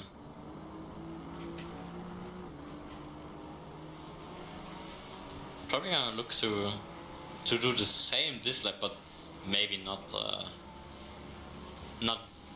go back and sit there and take it. He's probably just wanna go ahead and overtake that guy in front of him. Sideways for Kragnaz a little bit. Oh, this is not looking good for him. Luke Wilson, by the way, 4 seconds behind Barry Hargan with 9 minutes to go, 9.5 minutes. Oh yeah, he's gonna get him. As yeah. Kragnaz goes wide. Kind of wide.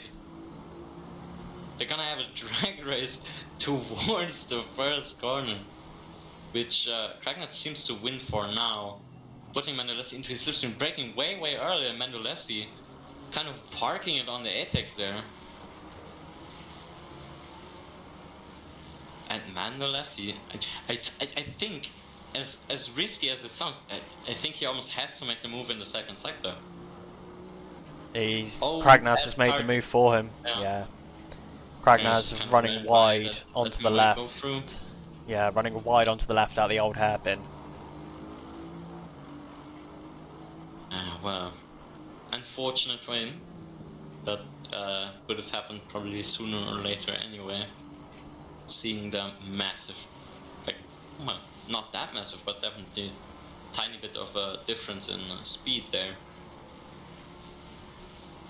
So yeah, back into the top 10 for Davide Mandalesi. And now it's Albert Dreyer ahead of him, who apparently he's gaining 3 seconds a lap on. So hold this space. There might be one more position in this for Davide Mandalesi before the end of the race. I mean, it's a few laps remaining. It's not completely impossible, but definitely hard. Yeah, roughly. What? Oh no, I can't do math anymore. Ugh.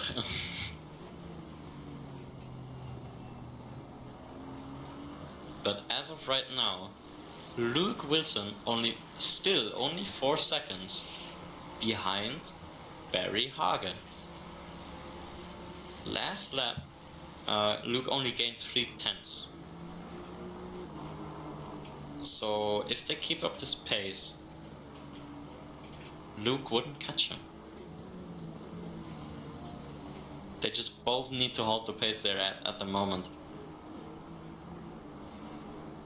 But if Luke speeds up or Hagen slows down, Hagen's gonna be toast.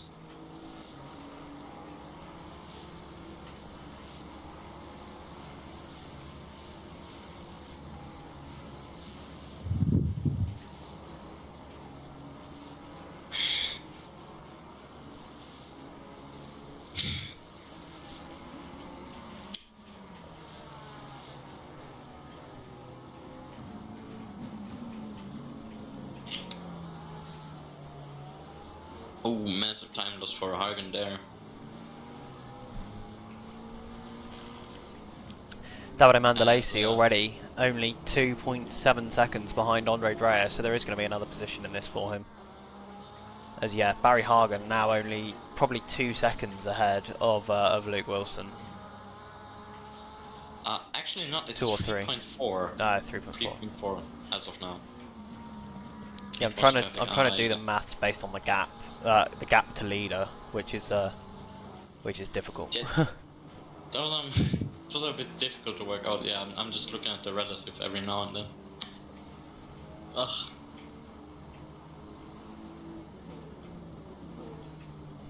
So yeah, Davide Mandalesi within 2 seconds now of Albert Dreyer. I mean, he's just flying through the track there. Ooh, going a bit wide onto the grass there. He's just flying, trying to get this place. He really wants that P9. Which, who can blame him? It would be a great recovery drive from where they were.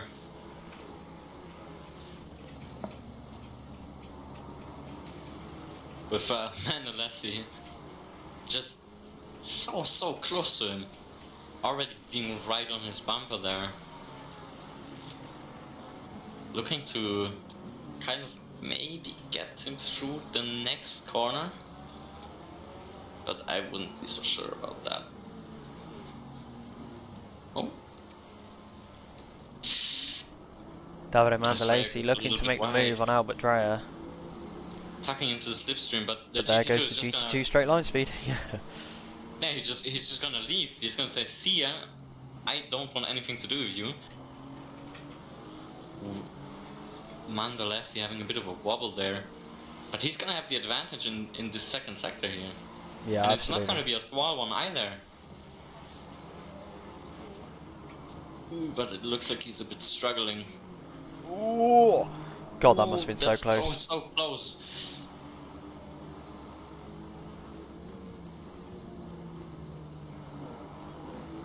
As the 69 car is... Oh, and there's contact! Yeah. And he almost spins him round, but he kind of taps him again and corrects it. And now just drives off as if nothing ever happened. Yeah, I don't know about that. I think... But, no, he lets him back through. Yeah, he lets him by. That is to negate a... You would get a 5-second punt to pass penalty for that, so that is negating that penalty. You know, he's let him straight back through, made right what was wrong. As and now goes for the move of the hairpin. Yeah, just simple like that. Taking Cragnets with him, pulling him along. As right now Hagen is only 4/10. No, he's behind. Luke Wilson has got ahead of him. Luke already overtook him. Yeah, Luke Wilson has already overtaken him. Yeah. Wilson has left every car on the track except for Except P2. for P2. Madness. This is incredible. Absolute madness. 3 minutes of the race left to go. 3 minutes left to go as Futsesi now 4/10 behind Bubo, looking to gain P12 here. I think he's got 2 laps to go, roughly. So he's gonna have to step in.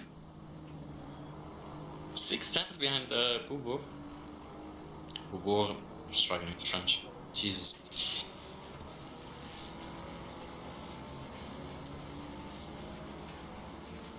But yeah, wow.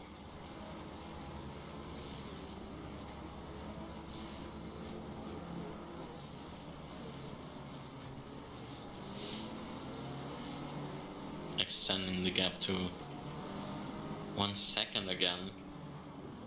1.1 even. I'd say he lost about 3/10 there. Which probably wasn't on his agenda for the end of this race for the last 2 minutes. No, absolutely.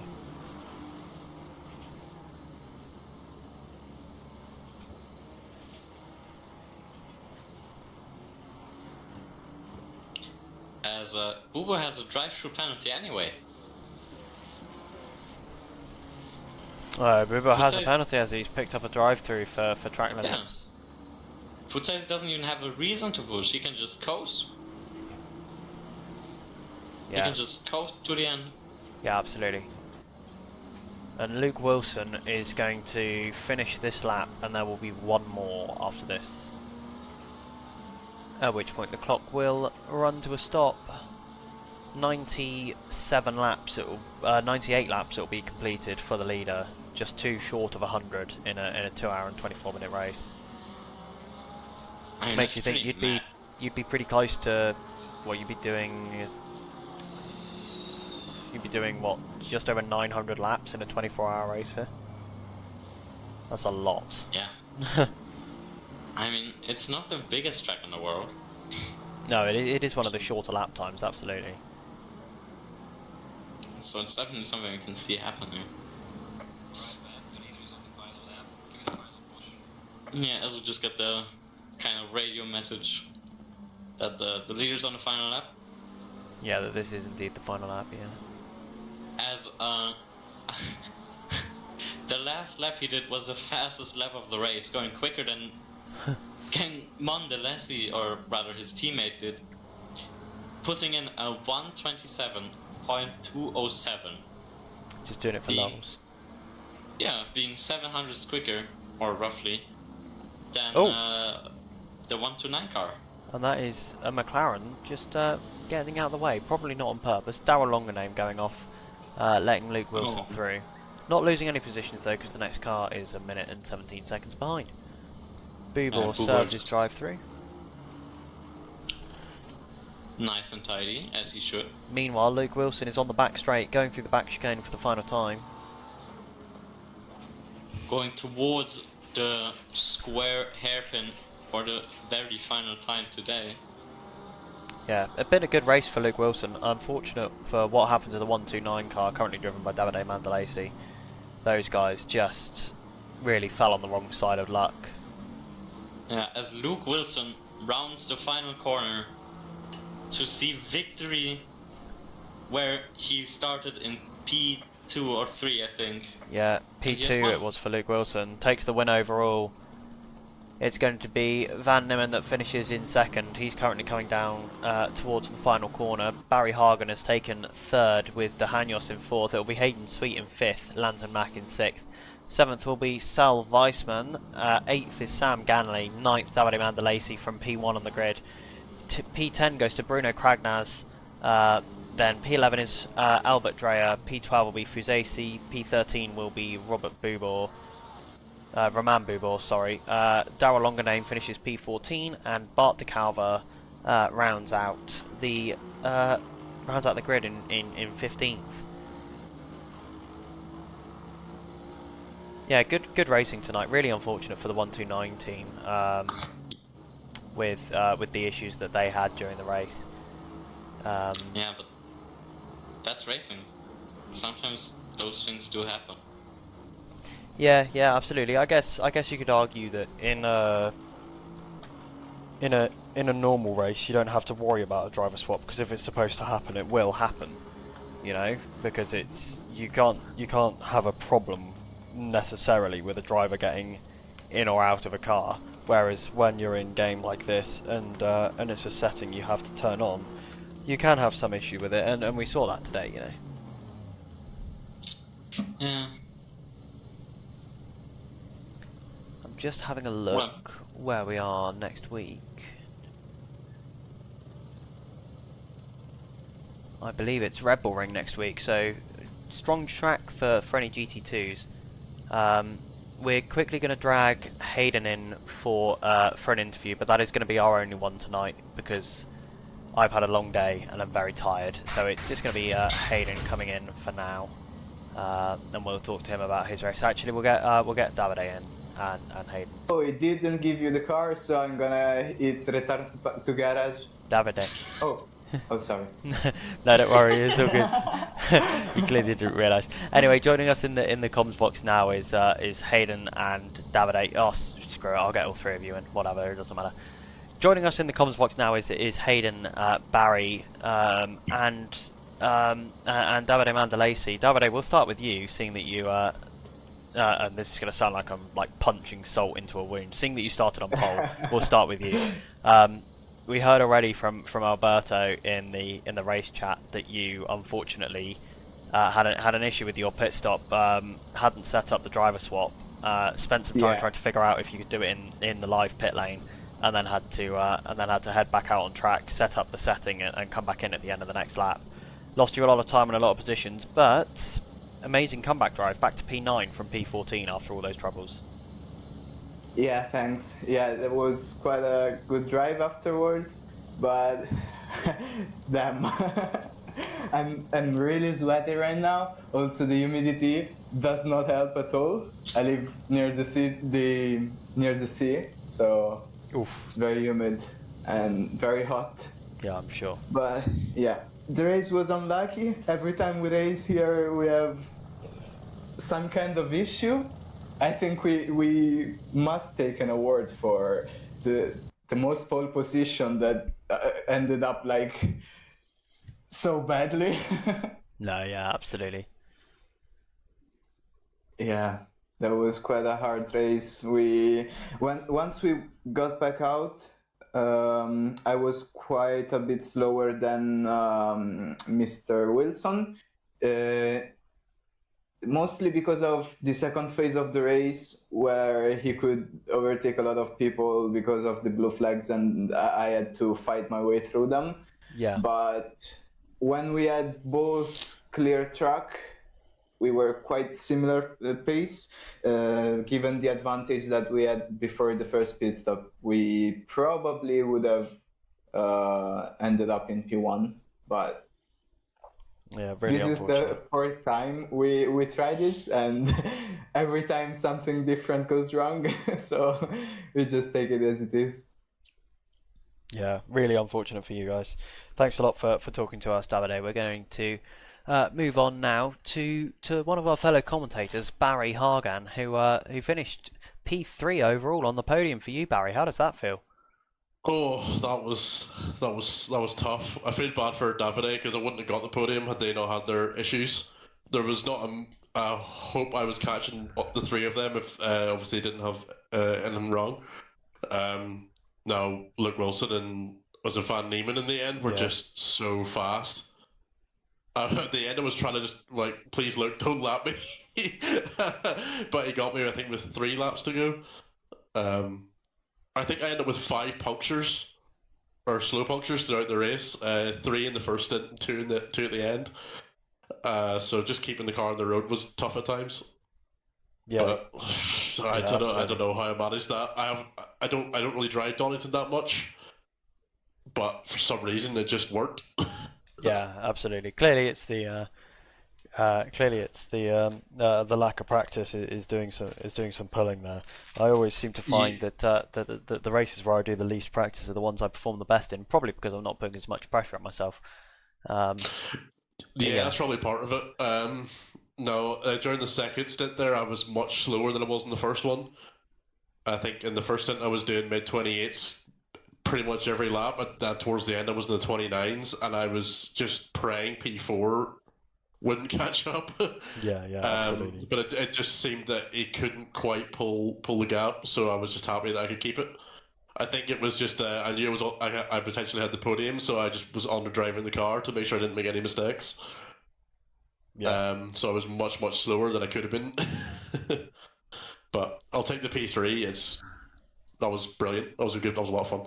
Yeah, wonderful. Thanks a lot for talking to us, Barry. And Well, well there's done one for more today. question. Oh no, actually. go on, you go. Yeah.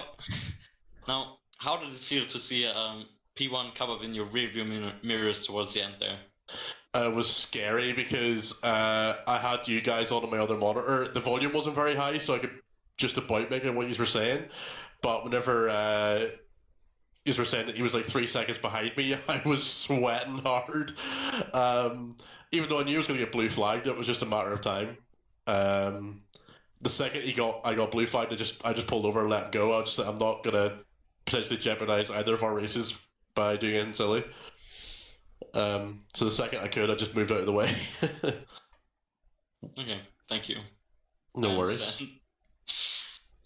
And now we'll move on to the Toga Motorsport owner, Hayden. How was that race for you in the end without Dexter there? Obviously not the necessarily the result overall you would have been looking for, but running really well, really good pace for the first section of that race.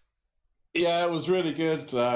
Congratulations to the winners, of course. Unfortunate for Davide because they were fast. Pretty much all through practice, they were top of the leaderboards, and obviously quali, and then what obviously happened in the race. Now we had a good race.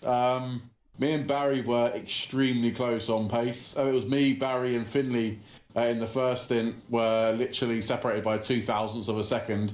On the race start, I unfortunately had a bit of an incident into turn 1 mid through the first stint, which basically put me back into P10.